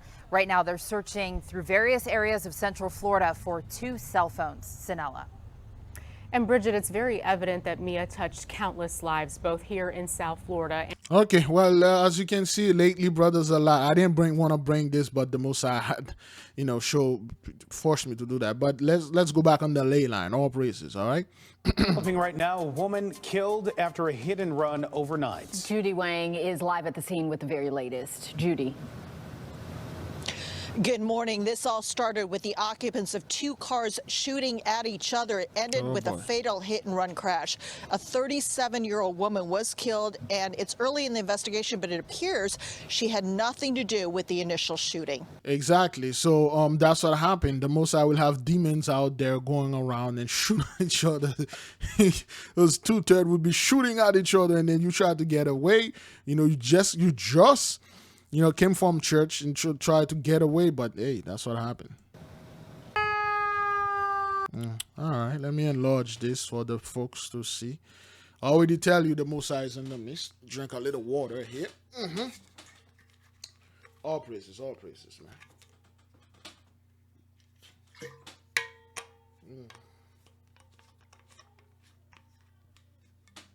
There you go. We did this in the desert. Yahushua did this. Moses did this. 40 days. We did this last year. I just finished 2 40 days fast, and I'm on my third 40 days fast. I'm gonna fast. I'm gonna do like Judy, fast for the rest of my life. Never eat breakfast anymore. At least. I'm gonna do whatever I can. All praises to the Most High. You can't make that up, man. Look at this. This happened at 3 this morning. Chicago police say people in a Toyota Camry and a black sedan were shooting at each other while going westbound on Irving Park Road. The Camry crashed into a Nissan Rogue near Western. The woman was a passenger in the Nissan, and she was ejected from the vehicle. Wow. Paramedics did CPR. She was pronounced dead at Illinois Masonic Medical Center. The man Masonic? Okay. who was driving the Nissan Rogue also went to Illinois Masonic. Police say his injuries are not serious. The people who were inside that Toyota Camry ran off. The black sedan also took off from the scene.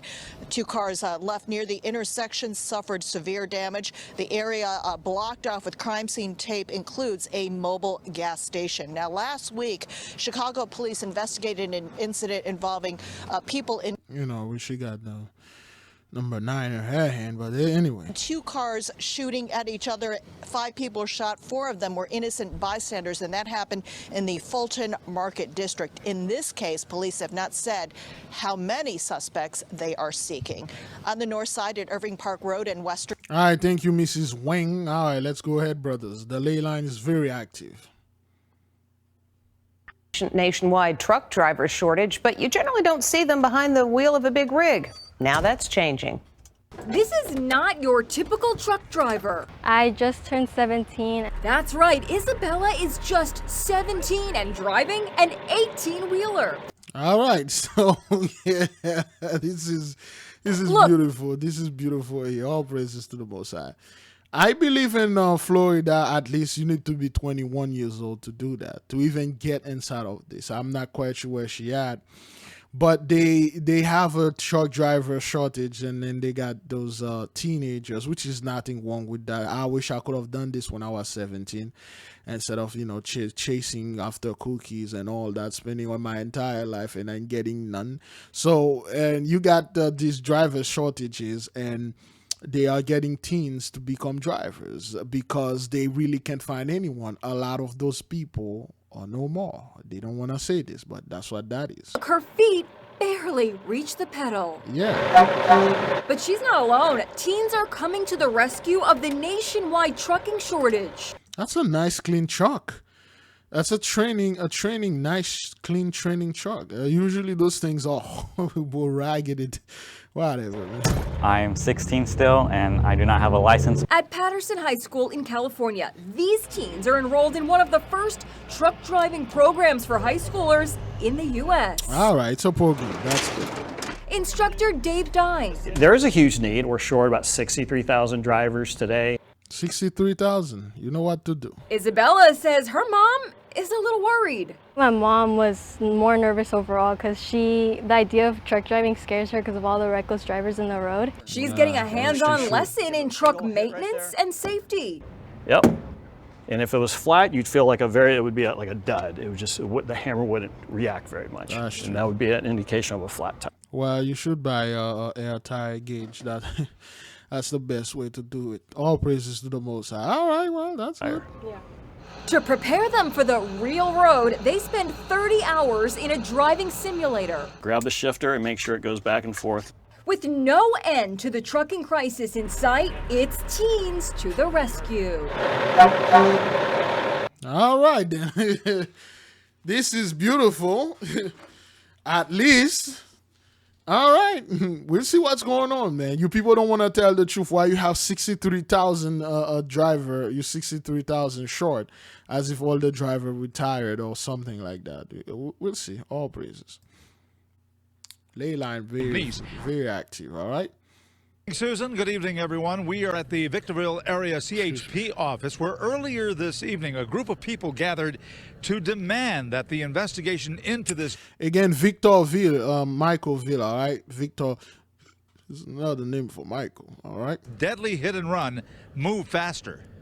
There's no forgiveness. Hell is not hot enough and prison's not good enough for him. The lingering anger of a family member whose 13-year-old niece was struck and killed by a hit-and-run driver on June 5th. So now, beloved, as you can see, they are seeing there's a, well, quote-unquote, an uptick on hit-and-run car crash, and those people are not surviving, okay? And they try to blame it. Oh, it's the pandemic, it's stuff like that, okay? This guy, whoever this fellow is, run over and kill 3 people, man. That's horrible. That's what bothers me the most, is he ran. And because he ran, they ran. Well, Christine Cordova. Not quite sure what Cordova means, but Christine as Christian. And then the Most High is letting you know that he's in the midst. And not offered help. We have 3 dead instead of we might have 4 alive. Christine's goddaughter, Sandra Miser, was one of 3 victims who died in the incident that happened in a remote area of Lucerne Valley. 11-year-old Willow Sanchez and 12-year-old Daytona Bronos. Okay, 11-year-old, 12-year-old, it's all were over there. Also killed. A 4th victim, 14-year-old Natalie Coe, remains hospitalized. Aunt Robin Florence organized this gathering to put some heat on the CHP investigation. Brethren, let me tell you something. Sister, listen. A lot of people don't know this, but we do. Whoever did this, it's not like the person, well, according to the ley line things that we've been seeing. It's not like that person, one, did this on purpose, or two, even aware of that.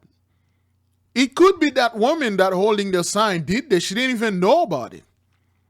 Because when this happened, the person is not even aware. It's when they get home, they're like, whoa, what happened? Did I hit a deer? Oh, crap, there's a wheelchair in front of my car. What the hell did I hit? They are not aware of that, brothers. And you've been seeing this, Reggie. You've seen this. There's a massive uptick of hit and run, shooting on the highway, and all that because the Most High, the Grandmaster chess player, is in the midst. He's visiting this earth. There is a holy visitation upon this earth. Today we came out to pressure the CHP to release the identity and the photo of the driver. And their wish was granted. The suspect, now identified as Santos Alejandro Jimenez. Okay, this guy name is Santos Cruz Jimenez Cruz Santos. I pick up the name Cruz Santos. Cruz at least mean cross, Santos means sent, and stuff like that. But if you know better, in like Jimenez or whatever his name means, all praises. Cruz. The suspect is 18 years of age. He's okay, again. Suspect 18 years of age. Let me enlarge this for you.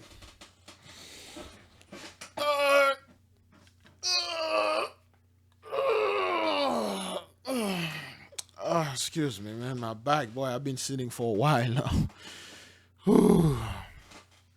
Thank you for our beloved sister, Sister Belinda, call for that bum cushion that she sent me.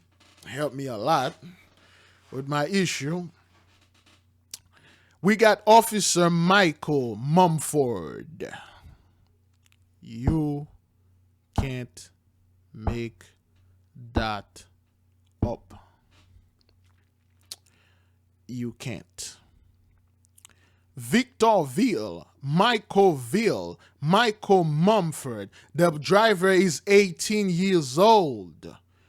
Beloved, the Most High is truly in the midst of all of this. The angels are coming back reporting. Give the Most High praises and glory, and all praises to the Most High Yahweh. All praises to the Most High God. Yeah. Woo! Brethren. Now, those children that did perish, their parents refused to repent. And they are Christian. We know that. They are Christian. Okay? Michael is reporting, okay? All praises to the Most High. Let us keep on moving. He's known to reside in both Mexico and California, and at this time we're not sure of his whereabouts. But they feel certain that it was him who struck the 4 victims, then fled the scene on foot.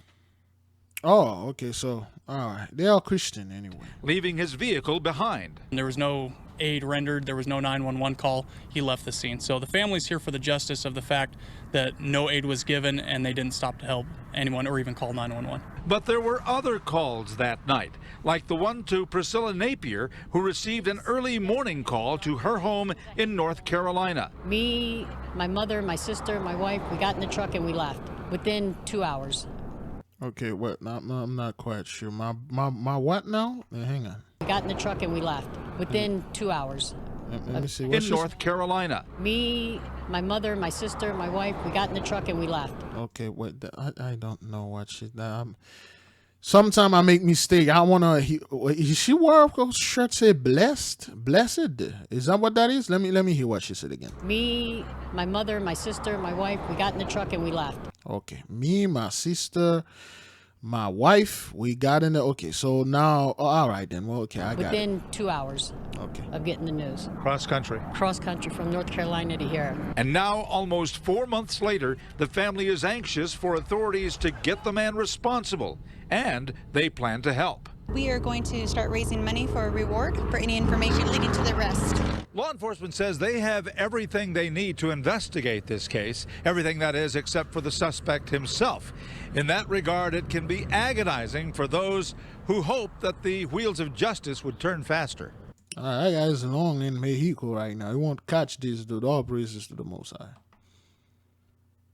And I'm Keith Garvin. Chris is off this evening. One of the most popular features of a Tesla vehicle is the autopilot feature, but there have been reports of the autopilot malfunctioning. How is that? This is not what that is. There's no such thing as autopilot malfunction because there is no such thing as autopilot. You are driving a freaking car. Don't be listening to that scum, that fraud, that dud, Elon Musk selling, we're going to go to Mars in 2021. Yet you still haven't gone there. Oh, this thing can drive by itself and stuff. No, it can't. Literally every single time that thing happened, brother, somebody died. But anyway. 7 months ago, several Montgomery County deputies were injured in an accident involving a suspected drunk driver who was driving a Tesla. Now, Tesla has been named in a lawsuit regarding that accident. KPRC2's Andy Sirota is joining us live with more details on what that lawsuit claims. Andy? Lauren, the officers want to hold Tesla accountable. The lawsuit accuses the car maker of engaging in systematic fraud by overstating its claims that its self-driving features are superior to the skills of the average driver. That's what they do. That's a fraud right there. That's not true. You guys cannot do this. You cannot come over and say, the car can drive you better than your own self. So those people will get drunk and they'll do this. But anyway, all praises to the Most High. Let us keep on moving. 5 Montgomery County deputy constables taking legal action against Tesla after they were badly hurt while conducting a traffic stop back in February. According to the lawsuit, which also names Pappas Restaurants, a Tesla with the autopilot engaged crashed into them on the East Tex Freeway near East River Road. The defect that exists is when the police lights are flashing, it makes the Tesla on autopilot not detect the vehicle. So this particular vehicle was going full speed and ran right into the traffic stop. Attorney Tony Busby, who represents the 5 law officers, says Tesla's claims that there are fewer accidents with Teslas on autopilot because they're safer than your everyday driver are misleading. Get out of here, man. Those are all lies. Those are all lies, man. The lawsuit claims Tesla's autopilot system has been linked to at least 12 crashes in the U.S. where first responders were on the scene with flashing lights. The federal government is now investigating. Tesla has not publicly admitted, at least 12 crashes. So anyway, even though they're well aware that there's an issue and has not made any effort to correct it. Court papers also list Pappas Restaurants, claiming the driver of the Tesla was overserved alcohol at one of its restaurants before the accident. All praises, man. Tesla garbage. All praises. That's moving. Graduated in May and was... And now we're learning more about the 3 valets killed late Friday night. The families of the victims tell our Melissa Correa it's difficult to try and make sense of what happened. So you got 3 girls running over. Now you got 3 valets running over. And let's see who those people are, brothers. Let's see what happened, what type of people they are. Okay, should we go ahead and then say, Big Levi, we got to pray for those people, man. Too many of us are dying out there, man. They are killing us, man. They are doing this, man. Yeah, whatever, dude. Houston police are investigating this deadly crash. Around 10:30 p.m. Friday, an officer saw the driver of this white car doing donuts in a Galleria area parking lot. Investigators say the driver sped away from police, flying through a ditch, hitting this pole, and slamming into 3 valets who were walking to get some vehicles. All 3 valets died there at the scene. So now what's going on here is the Most High showing you that he's using demons to taking out demons. Trash is taken out of trash, okay? This is all his power. He's in the midst of all of that. Among them, 18-year-old Fanon Mishu. How old this dude was? All praises to the Most High. Put it there. Fanon was doing his job. Such a senseless accident. It's a tragic loss. Friend DeWitt Waldo is speaking on behalf of Fanon's family. He was a role model for the kids. Taught Bible study here at Eritrean Tewadeo Orthodox Church. Taught Bible study at this place over there. So he was a Christian. Again, you got this number right here, 11,700. So do your thing, because we oh boy, we are not making this up, Bridget. Excuse me. We are not making this up. So you Christian are catching hell. You Christian are catching hell, and those are not our people. We keep telling people like not all skin folks or kin folks. They are not our people. A lot of people in your family, they are Christian. They turn out to be not your people. Okay? The Most High choose you, not them. Too bad for them. Sucks to be them. All right, they were Christian. Okay? Number 9, destruction. All praises. He and his family immigrated from a country in Northeast Africa. Okay, which country? From a country from Northeast Africa, but which one? He ran track for Bel Air High School, graduated in May, and was taking classes at U of H downtown. He was studying criminology. He wanted to be a police officer. There we go, a police officer. You know, so those are the people that they brought here to become police officer and brutalize on people, and they look like us. And then our people will just walk up and say, oh, well, he's black, man. He's black. He's one of a brother, man. He's one of a brother. No, he's not one of your brother. He's one of those Christian, one of those other, he's 83.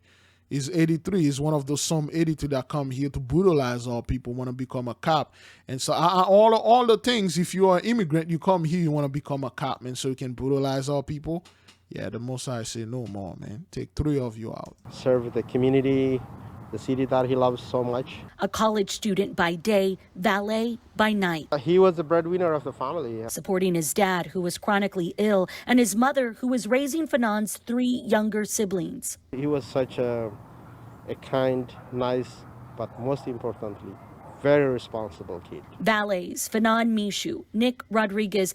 Okay, Eric Orduna, Nick Rodriguez, and Fanon Mishu. 3 guys. Gone. All praises to the Most High. And Eric Orduna will be honored Monday night. Prospect Park, which contracted the valets, is hosting a balloon release at 7 p.m. The restaurant says it's donating all proceeds from this weekend to the families of the victims. A bittersweet boost to the Eritrean community that's wrapping. Okay, so Eritrean. Why didn't you say Eritrea? What is this? Why didn't you say this? Why you say a country from Northeast Africa? And then whatever, man. Its arms around Fanon's family. Just okay, they are Christian. Wait, hang on. They are Christians, okay? They are Eritrean Christians. Is that what that is? All right, that's what they are. Okay? Is it 81 or 91? Eritrea. Okay, 81 or 91. They are Christian, okay? Those people are not our people. The Most High put it there and tell you straight up, they are Christian. Some of them are, but those that are here being in this church and doing this thing, brutalize our people, want to be cops, the Most High put you out there and he's no more. Trying to comfort the family in this very, very difficult situation. Melissa Correa, KHOU 11 News. All praises to the Most High. The ley line is very active. Let us keep on moving, brethren. Happened Saturday on Stone Mountain Highway near Parkwood Road. You always make sure that everyone felt welcome. 27-year-old motorcyclist killed in hit and run. All praises to the Most High. Let us keep on moving. Is that thing even recording right now? Whoa, 142, 1050. Be good for the prayer. Let's keep on doing. And loved. That was my favorite part about him. New at 11, a desperate plea from a grieving family. They're asking for help finding the driver who caused the 27-year-old Michael Turner to crash his motorcycle and die. The dude name is Michael Turner. He is 20. Oh, okay. Sister Mama Urak is there. Take it up with God. That's where we'll find your justice. The Most High judgment is righteous. Praise Yahweh. All praises to the Most High. You know, all praises to the Most High, man. Okay, people have been driving crazy on 78 lately, more so than usual. All right, this is people that live over there. Okay, they are telling you people have been driving crazy on 78 lately, more so than usual. I am an ace driver, so I know how to avoid them mostly, but you can tell people just don't know how to drive by the way they speed up and slam their brakes while trying to cut in front of you, in front of one car, when there is no one around that one single car that they just have to overtake. That is because they don't see it. It's the ley line, okay? All right? The Most High is judging you people. This guy name is Michael. All praises to the Most High. At least we met like 4 or 5 Michael here, okay? Happened Saturday on Stone Mountain Highway near Parkwood Road. Alan Devlin live there tonight, and Alan, police say the driver saw Turner hurt but still took off. Yeah, Rick, Sean, it's a sad story, unfortunately, and Michael Turner's family tells me he had just gotten his motorcycle license that guy is so loud. Morning when he was test driving a bike he was thinking about buying right here on Stone Mountain Highway where it meets Parkwood Road. That's when that other driver got in front of him, according to police. He had to swerve. He hit a tree, and now Turner's family is begging for that driver to come forward. Anyway, all praises to the Most High, man. So, yeah, Michael, let's finish this. He lived a lot of life in 27 years. All right. A lot of life in 27 years. Okay, Eric and Karen Turner, Michael Turner's parents. Okay, so this is plague number 1, sorrow. Okay, a lot of things going on, brethren. A lot of Michael being taken in out. All right. Life changed for the Turner family just last Saturday when 27-year-old Michael went missing. We're really worried, and we just didn't understand why he wasn't returning calls. I just had a really, really bad feeling, and I kept telling her that. Within hours, they learned he was involved in a wreck. According to police, a black SUV pulled out in front of him, forcing him to swerve, where he lost control of his motorcycle and then hit a tree.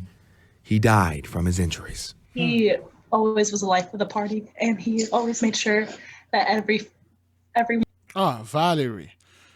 Terrell. Okay. one felt welcomed and loved.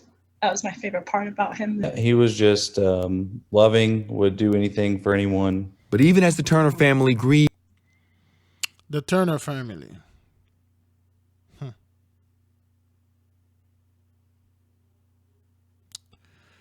That's the Turner family. So we got 1, 2, 3, 4, 5, 6, 7, 8, 9, 10, 11, and 12. Let me enlarge this. Big Levi is not too good with math, but let me count this again. 1, 2, 3, 4, 5, 6, 7, 8, 9, 10, 11, and 12. Can you make that up?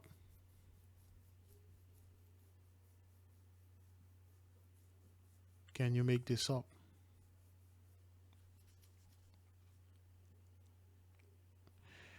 Michael,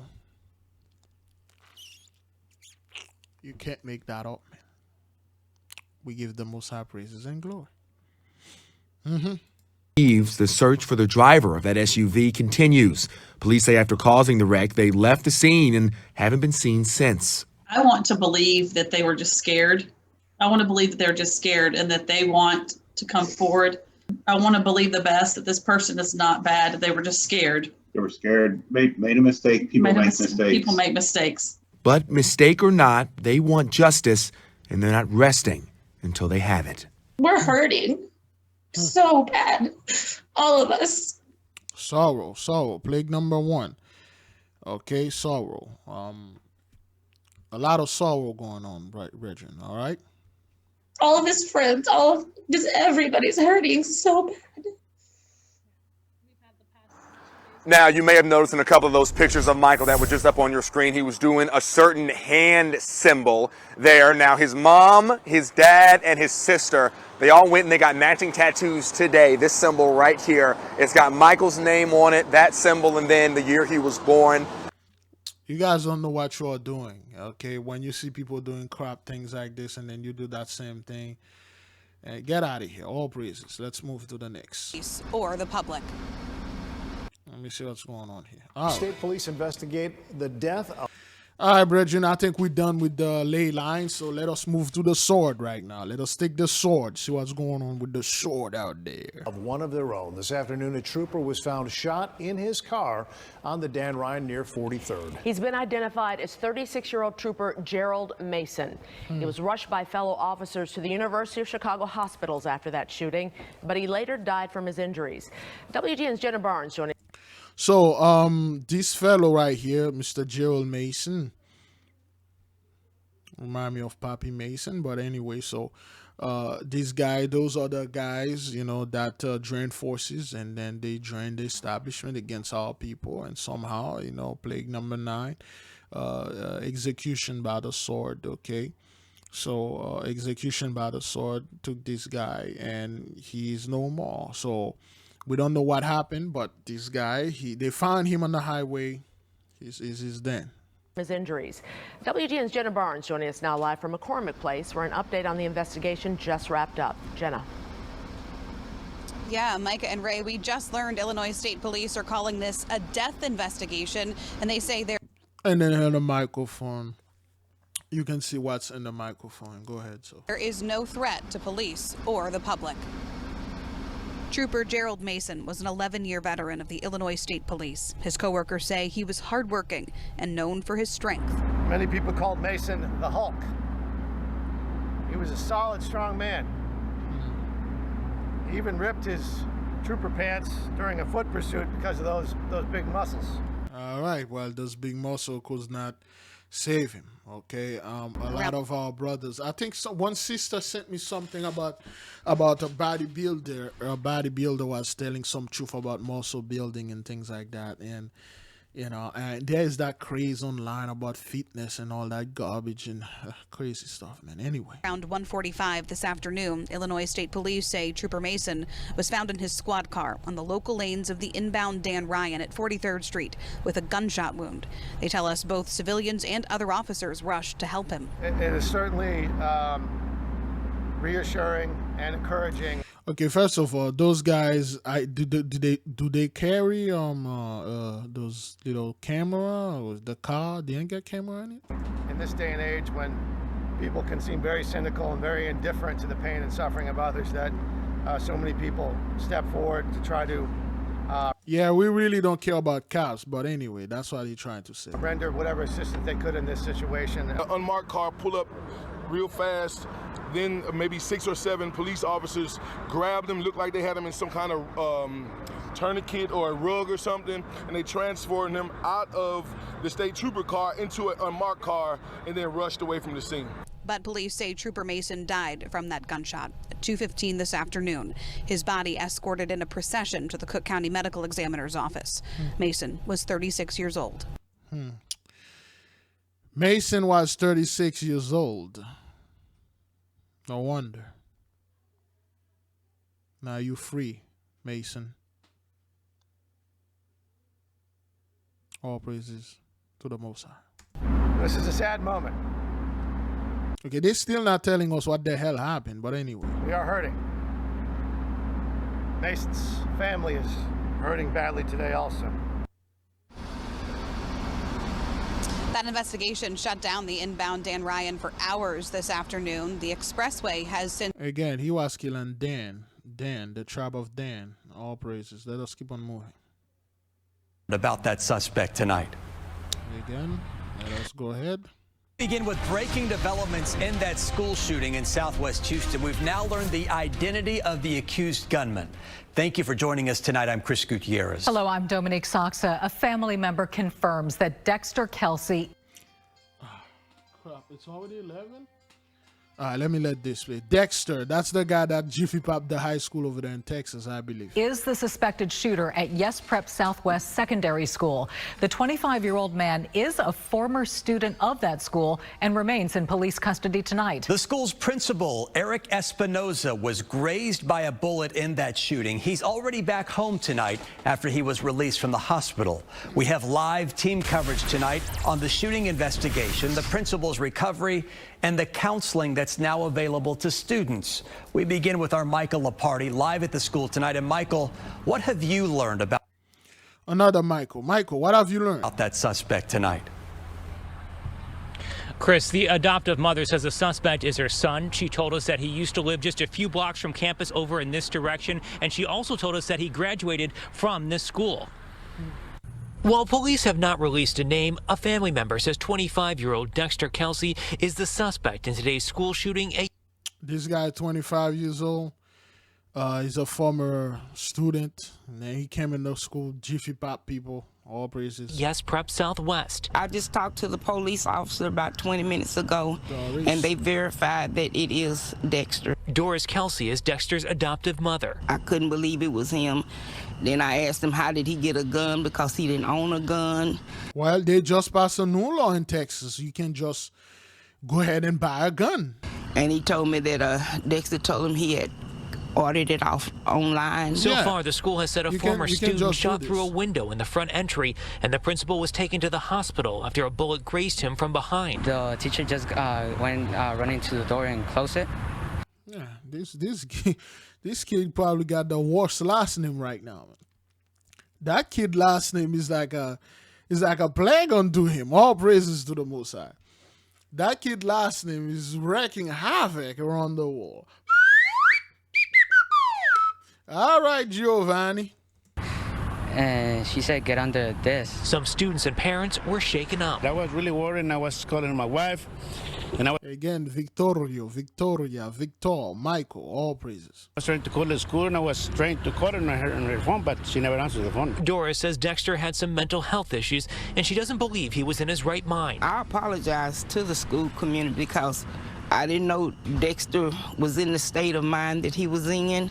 I didn't know he had the issues that he was going through. Okay, so when somebody look like us say, well, you know, he didn't take his medication, he was not in the right state of mind. Nah, this doesn't work with people that look like us. It only work for them, not for us. True, and I apologize to everybody, and I hope they accept my apology. All right. So when it's people like us, they always tell them apologize. But when they're the mother of that Cruz fellow, Nicolas Cruz, they didn't say hish. They didn't say we apologize. They just say, oh, well, he's not right in the head. Forgive him. Doris says getting the call from police was devastating. She hopes the person who got hurt is going to be all right. Meanwhile, the school says it's canceling classes Monday through Wednesday. We're live outside of the school tonight. Michael Leparty, KPRC 2 News. Okay, so Michael Leparty, I don't know why they got like 3 guys here, and then they bought Michael Leparty. You got anyway, all praises, man. Let us keep on moving. 15th and Market from new and shocking video tonight shows cars spinning out in chaos doing donuts right in front of City Hall. This is a bird's eye view of 15th and Market from overnight. The dangerous stunts sending smoke and screeches across the entire portion of Center City there. Philadelphia police say there were several large gatherings like this throughout the night and into early this morning. At one point, the video even shows a car and then the crowd approaching a police cruiser. People were also shooting off fireworks. We showed these watch images. this. Crowd approaching a police. This is a police cruiser. Those guys are doing donuts around the police car. Police cruiser. People were also shooting off fireworks. We showed these images to people in the city today. I mean, it's just crazy that it could be happening right here. I mean, you would think, you know, it wouldn't happen where kids and stuff are walking during the day. They'll do it anywhere. Yeah, man, things are going crazy all over, Brett. They're going to do it right here. They're going to do it anywhere. If I see something like that happening, I'll call I'm the definitely police. going to steer clear. Oh, no. Well, at least at this. All right, you wouldn't snitch. What the hell this dude putting his hand behind his head like this? Is that what's going on here? That guy, what happened? Is he steer clear? Well, at least at this point, we are told there were no injuries. As you see, skid marks left behind, telling the tale of what happened there overnight. Police telling CBS 3 these gatherings are a constant issue in the city and that officers are working to address them. No, you can't. 502. You can't. All praises to the Most High. You can't. So the people are going crazy, man. All right. Exclusive video of a large rat. All right. Big, disgusting rats spotted inside the food court at a Metro Atlanta mall. CBS 46 first exposed the health concern 2 months ago. Well, tonight the problem still exists. Our Adam Murphy has new exclusive video of a large rat on the run in a DeKalb County food court. Man, you talking about where it's at on the wall? Down. That's a big monster. Very disgusting. Clean it up, shut it down. That big as Take a look at this disturbing video posted on social media last week of a large rat scurrying through the middle of the food court at South DeKalb Mall. Oh, I did. Jane McElreath watched the video and could not believe her eyes. It is absolutely outrageous. Outrageous. I'm horrified. So let me tell you something, brothers. People think this is random. Not only this, it's been all over. They have a rat problem all over the world. Okay, this is one. Let's take a little from this one. Okay, this is a plague. All right. Carried my gloves and. Okay, let's take a little bit of this. With so many people on the move during the pandemic, storage facilities are super popular. In some places, occupancy rates are around 96%. But as Stephen Fabian discovered, sometimes it's not just household items in those storage units. During the height of the pandemic, millions of Americans packed up their belongings and moved away. Many of them rented storage units thinking their belongings would be safe. Another lovely visit to the storage unit. Overpriced, disgusting. But customers we spoke with say while they were gone, some unwelcomed guests moved in. Here's my unit, and here's my new pet. Rodents are invading many storage units across the country. Watch as these two guys use a shovel to try to get rid of a rat. Okay, this is my unit. I've already swept up a bit. Genevieve Yu says her storage unit in Rhode Island was infested with mice, and many of her belongings were destroyed. I had to throw out a kind of expensive couch. So now you see the mice problem, rat problem over there in Australia. Rats are coming out of the toilet in England, and then rats over here, rats over there. Let me see. Huge rats coming out of toilet in England. That's not what that is. Is that what that is? Rats coming out of toilet in England. Let me see if I can get the most recent video. The beloved sister Lisa Kabura did a video. Big rats coming out of toilet in England. Well, I should have said UK. And UK, I don't know if I can find a video. Is that what that is? The rat size, the size, they were like dog size. The rat were pretty big. Anyway, I may not be able to find the video. I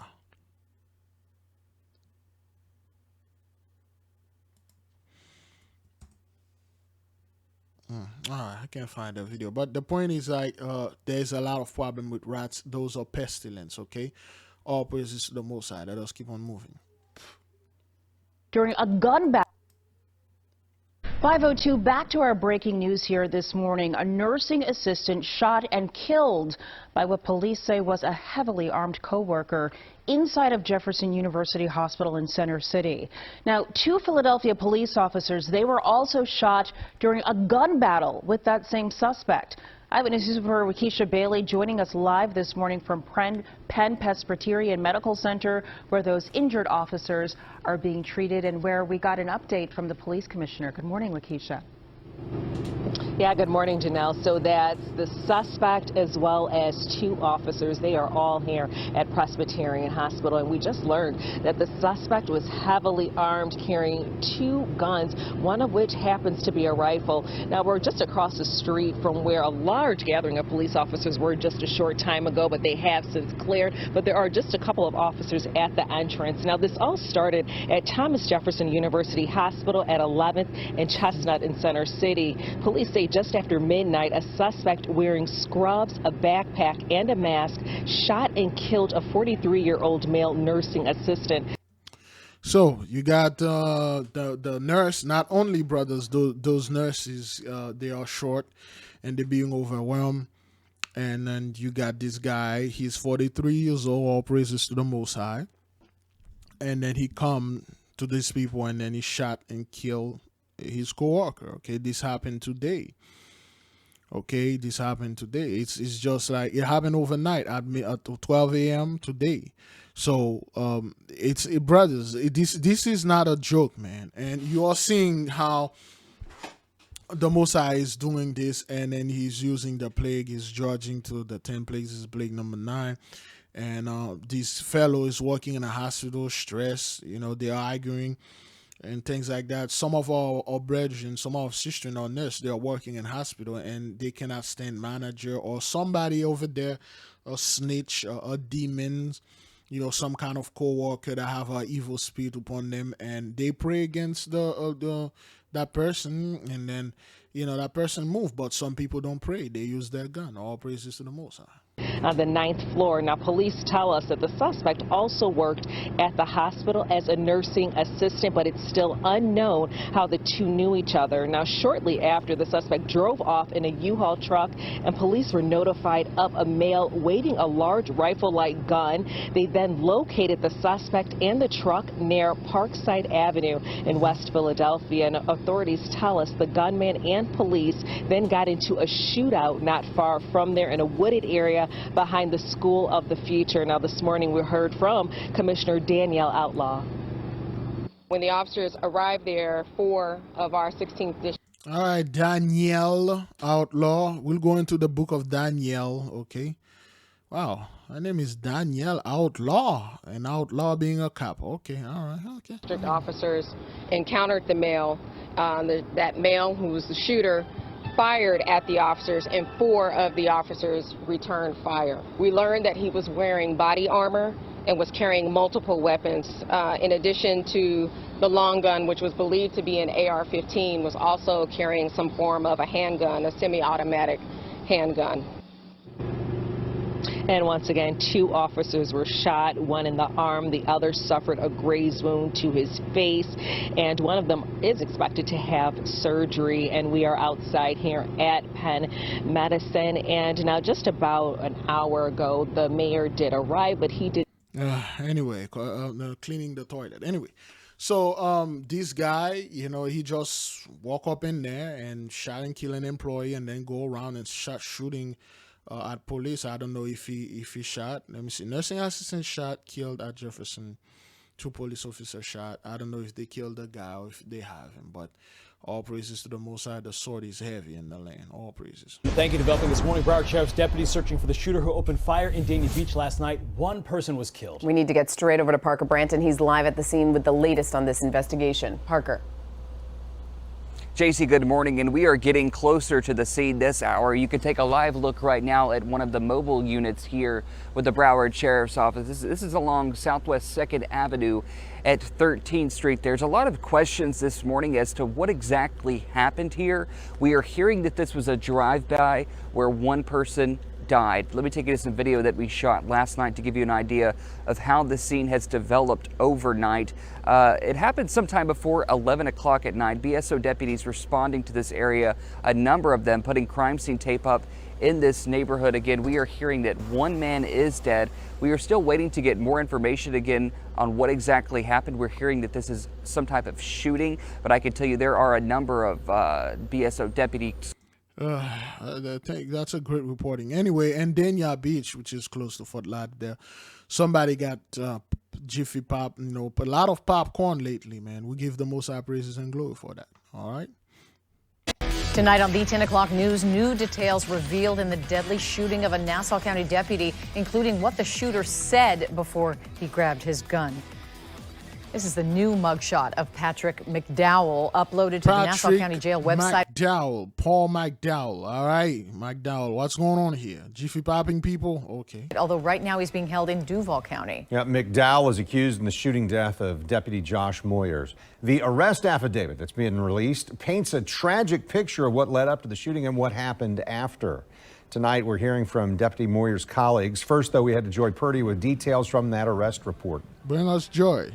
Well, Kent, Mary, in the arrest affidavit, the woman who was the passenger in the stolen van McDowell was driving that night told deputy. We're hearing from Deputy Moyers' colleagues. First, though, we head to Joy Purdy with details from that arrest report. Okay, we have Joy Morty or Porty from details, and then you thought you were going to go to Joyce, and then somehow you go back to her over there. Is that what? Which one of you is Joy? I don't know. I'm very confused out there. Well, Kent, Mary, in the arrest affidavit, the woman who was the passenger in the stolen van McDowell was driving that night told deputies they stopped behind a store earlier that evening where... Okay, well, she was. Who's supposed to give the details? You or that other woman over there?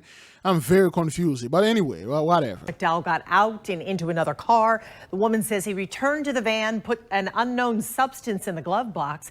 And later that night, she says when the van was being pulled over by Deputy Moyers, McDowell told her, "I'm not stopping. I'm not going to jail." The woman continued to urge McDowell to pull over, and he did, saying it's either me or him. She says Deputy Moyers approached the van, asked for their IDs. McDowell reached behind his seat, pulled out a gun, and shot Moyers once, and then leaned out the window and shot him a second time. McDowell sped off, stopping and then hiding under a trailer. The woman says McDowell let her go, and when she got away, she called 911. And that is when the massive 5-day manhunt followed, which ended with McDowell's arrest Tuesday when he was captured at a baseball complex west of Callahan. During that search, McDowell had been shot twice and bitten by a police canine. Now, tonight, McDowell, he was set to appear today earlier before a judge in Nassau County on charges of murder and aggravated battery of a police dog. The judge agreed to waive McDowell's first appearance. His next court date is October 21st. What the hell was that? What is this? What about that other women you guys were going to bring? And then you news people out there are very professional. All praises to the Most High. Yeah. So you got this guy, plague number 9, popcorn and all that place. That cap came in. The Most High is in the midst, man. And a lot of people are perishing. Okay. All praises to the Most High. All right. Good evening. I'm Xavier Walton, and we begin with the developing story. 4 people shot, 1 killed in southeast Houston. It happened just after 4 p.m. on Telephone Road. Police believe it started over someone being too loud. A neighbor and 3 other members of a family got into an argument. That's when police say the verbal fight between 2 men turned physical, and then they started shooting at one another. We have recovered 2 weapons from the scene and have the adult male who was involved in the shooting and not deceased in custody. Police say the neighbor, a man in his 20s, is the one who was killed. Another man was shot several times and is in the hospital, along with a woman who was also shot once. So, as you can see, brothers, for any little things, those people are going at each other's throat. Our prayers are working. They have some argument, some music, somebody was too loud. Some dude say, "Man, I gotta report back to work," and then your noise is really disturbing me. And next thing you know, popcorn all over the place. All praises to the Most High. A blast at a mosque in Kabul killed several civilians Sunday as prayers were held for the recently deceased mother of a Taliban spokesman. Taliban officials said there was no immediate claim of responsibility for the attack, the most serious in the Afghan capital since the withdrawal of U.S. forces in August. Several other civilians were hurt in the explosion on a main road near the entrance to the mosque, officials said. Taliban commanders were seen giving blood at a hospital treating the wounded. Media access was tightly controlled. The attack underlined the mounting challenges facing the Taliban as they grapple to prevent a complete collapse of Afghanistan's war-battered economy, with millions threatened by famine as winter approaches. Hours after Sunday's blast, local media reported heavy exchanges of gunfire to the north of the city. Residents contacted confirmed they had heard explosions and gunfire. Reuters was not immediately able to determine who was involved. Okay, so a bunch of people are no more in a mosque, okay? The Most High is in the midst, and then they don't tell us who did this and how many people are no more. Okay, all right, well, all praises to the Most High. Plague number 9, execution by the sword. For the gunman who shot and killed a business owner right in front of his own store. Local 10's Joseph Ojo is live in Miami with why the victim's son believes he was targeted. Joseph. And Janice, the victim's son does believe his father was targeted because he says that his father normally carries a lunch bag, and that lunch bag likely had money in it on Friday night when he says that his father was closing up the Boost Mobile store. He says that the shooter then, after robbed that bag, shot his father and then left him for dead. Now, let's take you to some surveillance video because in it, you can see a group of people standing close to where the shooting happened. They can be seen noticing the shots, then quickly running away. And in that video, you can also see a white car speeding off, and we are told that that is the car that the shooter was in. Now, according to Miami police, they say that this all happened 8:15 Friday night near the intersection of Northwest 12th Ave and 5th Street. They responded to a person being shot, and when they arrived, they found a man who appeared to be suffering from a gunshot wound. Now, the victim's son tells us his father's name was Walter Castaneda, who was... What number that catch your attention here? All praises to the Most High. about to turn 65 and retire.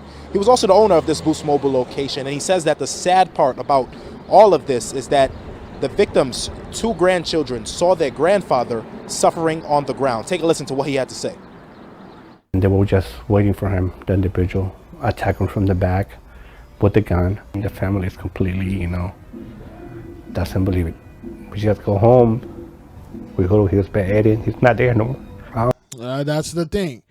And you see, people, they still think like when things like that happens, hey man, my father, he just went down the street and to the store. He went on vacation and then he'll come back. They truly don't believe it, brothers. That's why even the government, they, after all those people are no more, they still believe they can bring everybody back to work and then bring the shortage back. It won't work. Oh no, I'm just gonna tell them that we'll find you. I know maybe you can be watching this now, you can be laughing, you can be enjoying the money. Nah. The money's not gonna last you long. It's no more. But trust me, I'm gonna get you. No matter what I'm gonna do. With my last thing that I will do in life, I will get you. I'll catch you. All right, then. The dude is grieving for his father, and they haven't find that guy that did this. All praises to the Most High. Let us keep moving. The sword is heavy, okay? All right, so that's video show gunmen opening fire in crowd at Germantown, okay? All right, the 230 is all over the place, okay? All right. All right, those are scoping the place. Anytime you see a car doing this, yeah, you just move, man. Just move.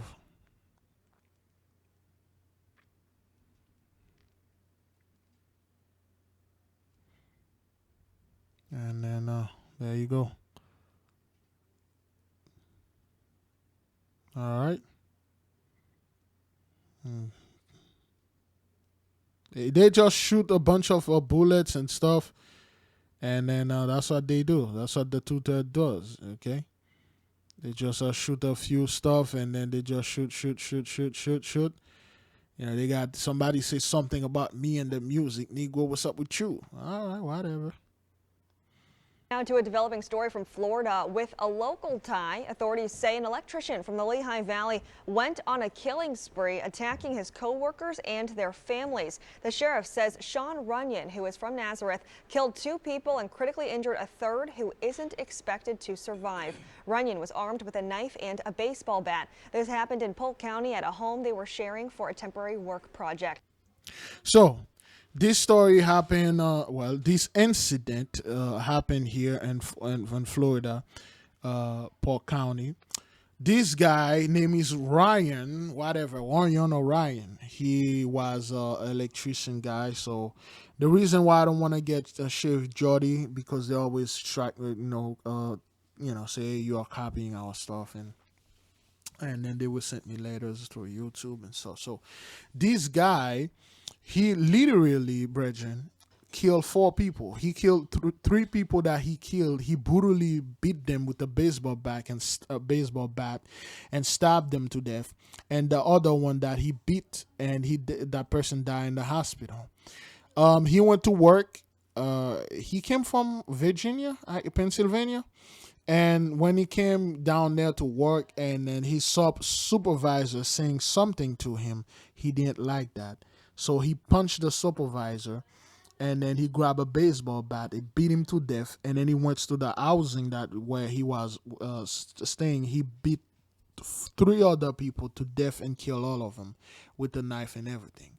So The sword is heavy, man. Okay, it's heavy, all right? Officials say Runyon got into an argument with his supervisor Friday, punching him and then running away. His boss in Pennsylvania thought he was on his way back here. The boss was surprised to find out that he was not only here, but he was here murdering his co-workers this morning. So this guy wasn't supposed to be here, but he was. Records show Runyon has a criminal history, including an arrest in May, dealing with strangulation in Northampton County. Charges are coming in Florida.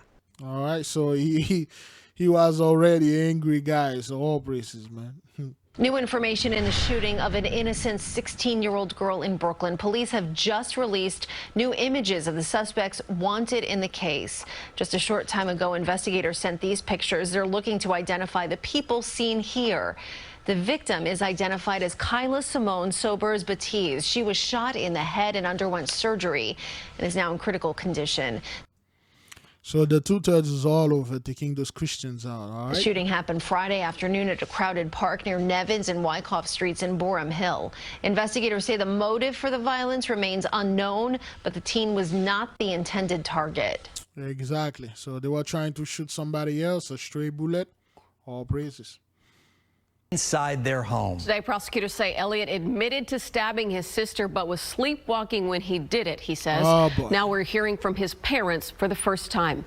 KPRC2's Bill Barajas is following the story for it. So this dude is a twin. He is a brother of a twin sister that he stabbed unto death, and he said he was sleepwalking. For myself, I believe him. I believe that he was sleepwalking and he did this. You know why? Because when I went to doing the sleep apnea test, it was a horrible thing, a horrible experience, which I'm going to have to go through again. It was a horrible thing, and I met people, they have these things, sleep terror, and they do sleepwalking. So that's exactly what's going on. So this guy, he did this, and I believe him. I believe him. You were sleeping. That's what that is. Yes. This is 17-year-old Benjamin Elliott. He is behind bars. Benjamin. Okay. Charged with murder. His family sharing pictures of Benjamin and his sister Megan. The Elliott family, heartbroken by the loss of their daughter, releasing this statement to KPRC2 investigates through their attorney. They said, quote, "We are still gathering all of the facts and details of this tragedy. There is no question Benjamin loved his sister very much. They were extremely close and the best of friends. The family is asking for privacy as they process this heartbreaking event." Wow. Elliott claiming he was sleeping when he stabbed Megan in the neck early Wednesday morning. KPRC2 legal analyst Brian Weiss says he's got questions about that defense. Number one, did this young man ingest any controlled substance or medication that would have kept him from acting or thinking rationally? Number two, did he have any existing or pre-existing psychological or psychiatric issues? Court records say Elliott admitted to investigators he had not taken anything that would affect his sleep pattern. May seem outrageous to some or most of our viewers. At the end of the day, this defendant has the right to advance any theory he believes. We found that to be true, most notably in 2019 when 67-year-old Raymond Lazarine said he felt he was in a, quote, dream when he shot and killed his wife while sleepwalking. Those people are not lying, brethren. They are not lying. It's just the spirit that came upon them and make them do these things. Lazarine's defense didn't hold up in court, though. He was sentenced to 75 years in prison and fined $10,000.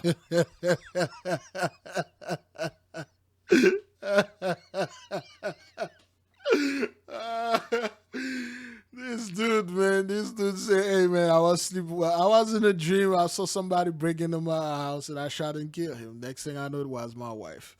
So about that life insurance, and then previously all those indication that indicate that the marriage wasn't doing too well. Well, you know, it wasn't a dream.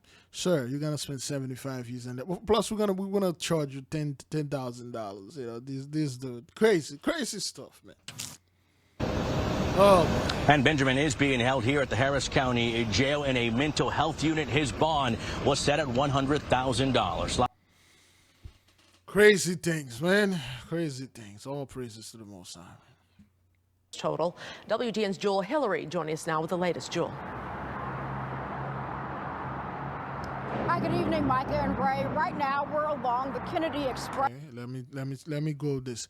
Illinois State Police doubling presence on expressways after nearly 200 shootings this year. On Chicago area expressway starting tomorrow after a spike in shootings this year, including a sudden surge just overnight. Authorities investigating 3 separate shootings between 10 o'clock last night and 1:30 this morning.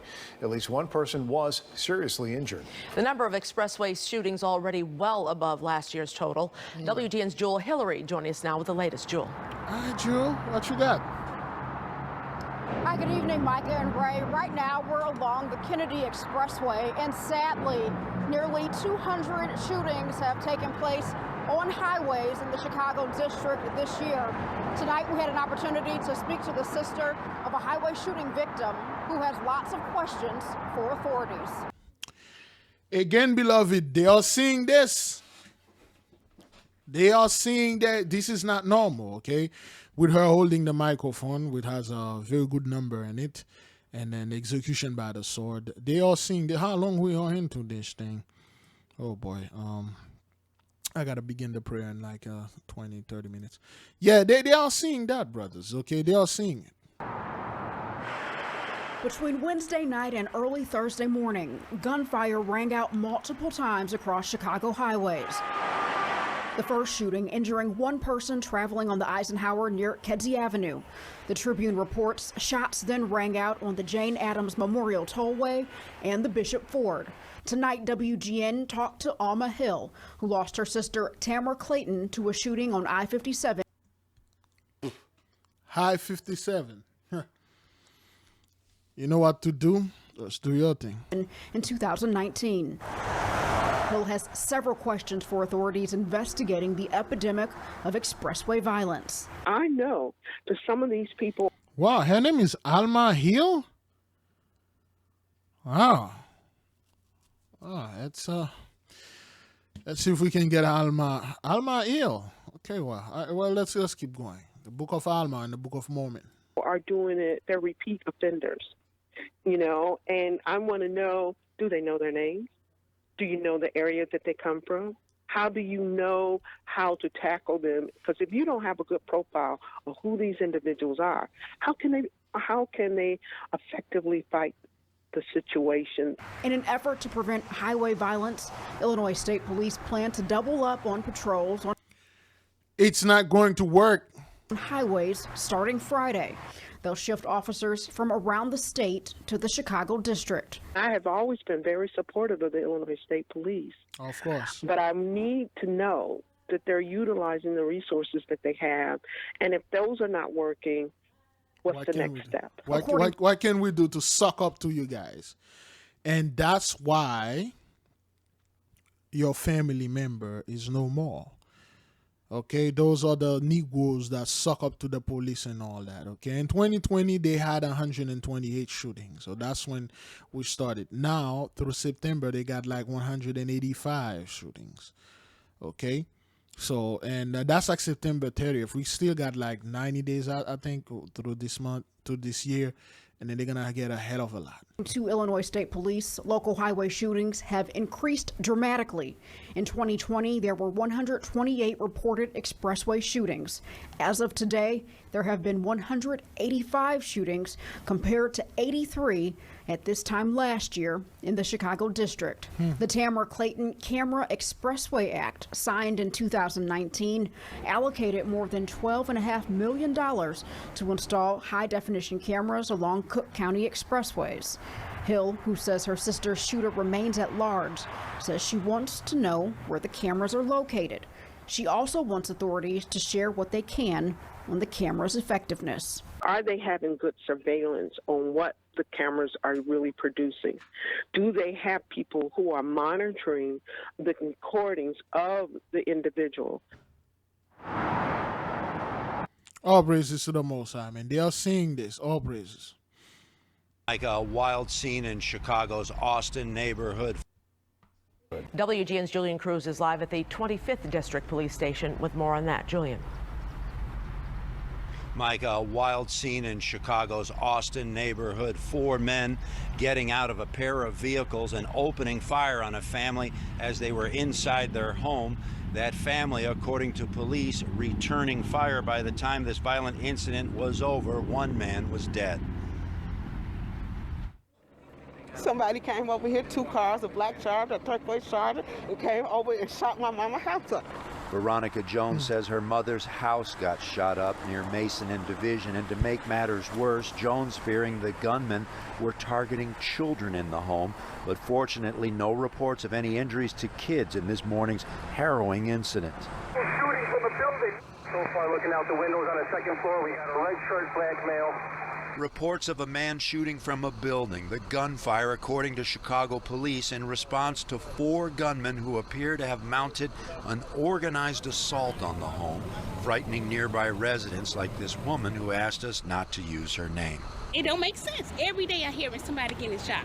Okay, that's true. Don't use my name, but use my face. So anyway, so every day I hear somebody get shot. Yeah, because you Christians refuse to bend the knee, to turn the neck, return unto the Most High. You keep going to church. You keep depending on, the police will save me. So yeah, there you go. There you go. They seen it, brothers. They understand. Well, they don't understand, but they seen it. Killed a shot. It don't make sense. It does. CPD's 25th District Tactical Officers responding quickly to the gun battle, with paramedics racing into this volatile scene to rescue victims. It's a citizen down on the ground. We got a person shot on the ground.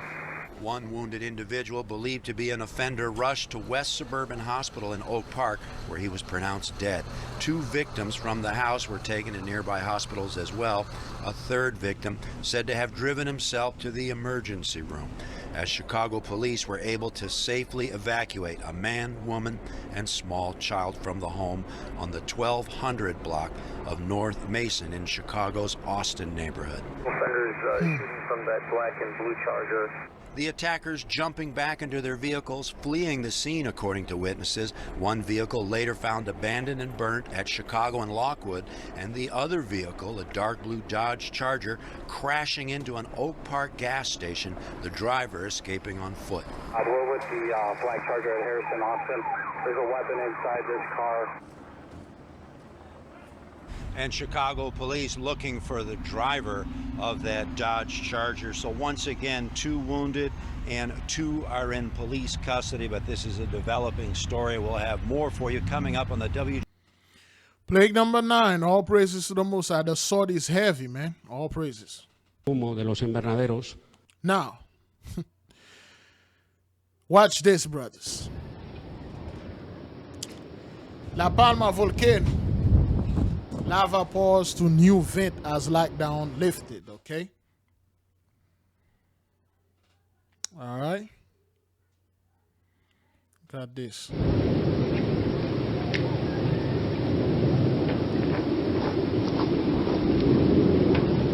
Que hemos hecho el desconfinamiento de... Look at this dude's name.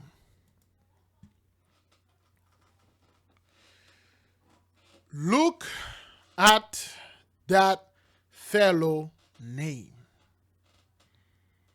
The guy name is literally Michael the Archangel.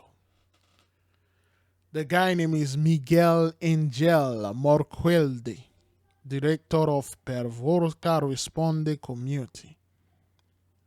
I'm not quite sure what Morquelde mean. If you can also with that. The guy literal name is Michael, the Archangel Michael, reporting on La Palma. And we know La Palma, another word is Saint Michael. You can't make this up. We give all praises and glory to the Most High, man. The lockdown, they lifted lockdown. The guy name is Miguel Angel Morquelde, the Archangel Michael. The Most High is in the midst. Michael is in the midst. Give him praises and glory. The Most High deserves that. Good afternoon, brethren. This is Why did I bring the video that the beloved brother Big Judah bought October 7th? It's like it's gonna be 4 years ever since he bought this. Okay, this video, there will be a link in the description. All the stuff that we're is that what that is? I think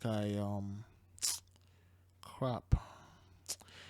I will put the link in the video and this. So now, the reason why we bought the guy named Michael Angel, the Archangel Michael, Miguel Angel, Archangel Michael. So the beloved brother Big Judah released this video 4 years ago. The judgment is still set.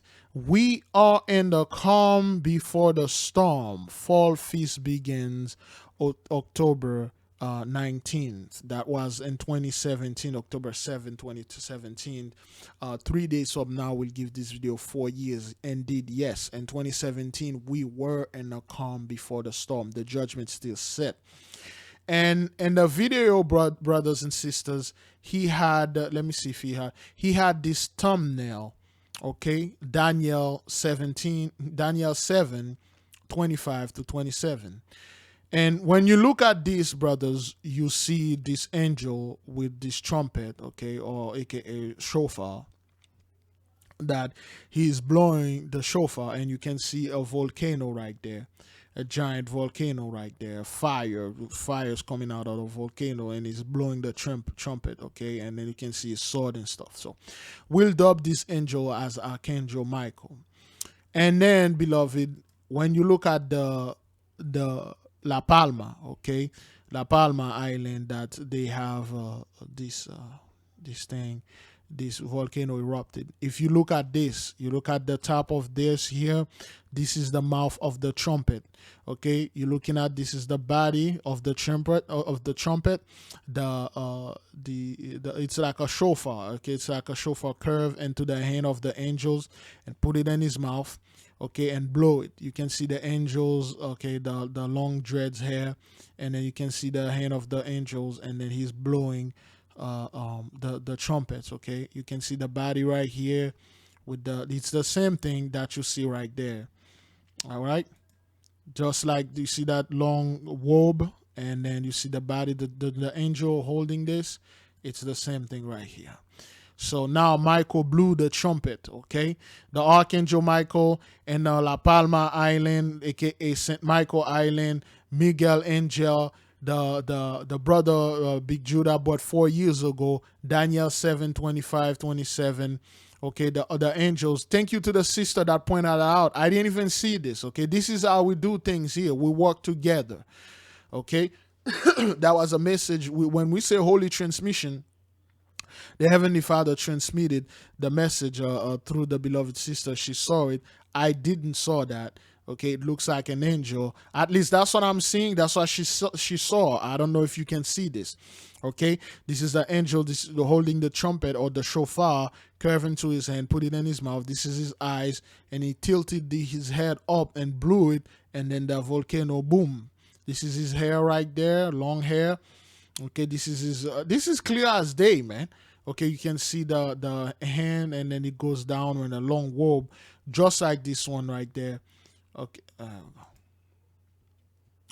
just like this angel right here. Okay, if we are not mistaken. Okay, watch this. That's the video the beloved brother Big Judah bought. So Daniel 7, 25 to 26, and he said, "He shall speak great words against the Most High, and shall wear out the saints of the Most High, and think to change times and laws, and they shall be given unto his hand until a times of divided of times." The beloved brother LDI here went into this, okay? We are in the half of time. 3 years and a half. Okay, we're already a year and a half, I believe. We are a year in or a year and a half. So that's why the things are happening. But the judgment shall sit, and they shall take away his dominion to consume and destroy it unto the end.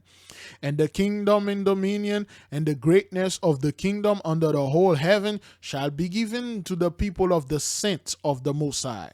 Us, our people. Genesis 15, 13 people, whose kingdom is an everlasting kingdom, and all dominions shall serve and obey him, the Most High. Okay, so that's what that is. That's this message that we saw here, brothers. Oh, okay. This message that we saw here, okay, it's Daniel 7, verse 25 to 27. And the video you need to watch, there will be a link in the description. The judgment is still set. We are in the calm before the storm, about the beloved brother Big Judah bringing it 4 years ago, and then it's being fulfilled now. Okay, all praises to the Most High. That's what that means again. So we will go for one last. Okay, this is the La Palma, the angels blowing the shofar. Okay, he's lift up inside, blowing the shofar, boom, and then the volcano, the trumpet is, the seal is broken, and all that stuff. So, and then Daniel 7, 25, 20, 27. Okay, that's when this happened. So that's the message that the Most High sent to us. Okay, the angels blowing the shofar, and you can see the volcano right here. That was 4 years ago. Our brethren prophesied this. Okay, now the other day, last night, I was telling you about this story. Okay, watch this. That's an accident. Yeah, accident here, man. Accident. Whoa! Oh shit! Oh, god damn. Okay. All right. See this? This just happened. The driver is all right. You know what? You know what? I was in a hurry to go to the sleep apnea study thing, and I was taking a fast shower, and then I got out there. I got out in the car, and I was driving so fast.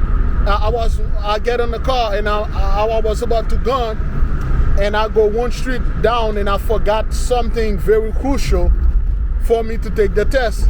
Then I turn the car back around, and I go and I run upstairs, and I seize the thing, and I got in the car, and I'm driving, and I felt like my beard is a little moisty. And then when I touch my beard, there's still soap in my beard. There's still soap in my beard, man. You know, I wish I could show you this. Turn on the light over there. There's soap. There's still soap in my beard. So I was taking the soap up, and then now I see the accident. So I asked the Most High when I forgot this thing. I'm like, wait, how could I forgot this? And I quickly went upstairs and then pick it up. And then and I realized that the guy that got into the accident with the other truck, it could have been me. So that's why I forgot the thing that I forgot upstairs, and then I run back up there and then go pick it up. So today is October 1st, 2021. It's currently 8:17 p.m. and I'm supposed to be at that place at 8:30. I'm like 10 minutes away. But it's just the accident and all that stuff, they add up. And then the cars are very slow. Today is Friday. A lot of people are going out and things like that. And I'm trying to do that thing. And, excuse me, and I can't. I'm trying to do this thing. And I can't right now because there's so many, the cars are so slow, man. And traffic. So that's what happened. The Most High spared me. Okay, he spared me. He showed me that the accident could have been me, and he spared me. So there'll be a link in the description. Watch the video about the beloved brother Big Judah. Okay, we are protected. I'm about to begin the prayer. Let me just finish this. Okay, Daniel 7, 25 to 27. Okay, so I believe I have this right here. I will go ahead and post it. All right, let's close with this. All right, this is Dabu 7 right there. Swagger jacking us, okay? All right. This is Dabu 7. Oh, really, Dabu, man? Oh, man, come on. Man, Dabu, this is Dabu 7. He swagger jacked us. The video is unavailable. Come on, man. I should have done this. Man, the video unavailable. Come on. He removed it because in the video is Swagger Jack. 502, back to our breaking news here this morning. A nursing... In the video, he literally said he prayed to the Most High. He said, I prayed to the Most High that he will help us and stuff. He Swagger Jack will say, okay, he removed the video. All praises, man. Let's close with this one. Then we have some not great news for you. Listen to this. Are you a baby? Then we have some not great news for you. A new study published in the journal Science says that people born in the year 2021 will face a future of unprecedented weather disasters related to climate change. Twice as many wildfires, 3 times more river floods, 3 times more droughts, and 7 times more extreme heat waves. So again, like I said, like we said before, brothers, they saw this, okay? Sorry, newborns, the future looks bleak. The future looks bleak. What about here, the present now? Is it bright? Nah, man, get out of here. Look, you people, man. They know what's going on, brothers. They know the thing. That's why they are saying those things. Okay, we have the give me a second. There you go. We already have the prayer right here. We got a couple of the people already there waiting, and then that's this is pre-recorded. It's 11:52. The prayer will go at 12:05. Let us close with this, and then we'll begin the prayer. Compared to a person born in 1960. The study's lead author told CBS News that human-caused climate change is to blame. That's not what that is. It's not human cause. Physics. And we cannot negotiate with the climate system. The only thing we can do negotiate with the Most High is bring our emissions to zero, and then warming will stop. He added that there's still some hope, but that time is running out. There's no climate hope. change is really a story of our own lives, the lives of art. First of all, the biggest threat that the world was faced was drug addiction, was crack cocaine, was our people. That was the biggest threat around the world. And all of a sudden now, in 2021, you just realize, well, the biggest service is to save the planet. Get out of here, man. Current children of current young generations, and acting now will reduce the burden on those generations. That may be why so many climate activists are young. People like Greta Thunberg, who recently spoke at a youth climate conference in Milan. Of course, we need constructive dialogue, but they've now had 30 years of blah, blah, blah, and where has that led us? This student protester in London also admitted frustration with the failure of policies to limit greenhouse gas emissions. Anyway, beloved brothers and sisters, we give the Most High praises and glory, man. Let me upload this video. Let me choose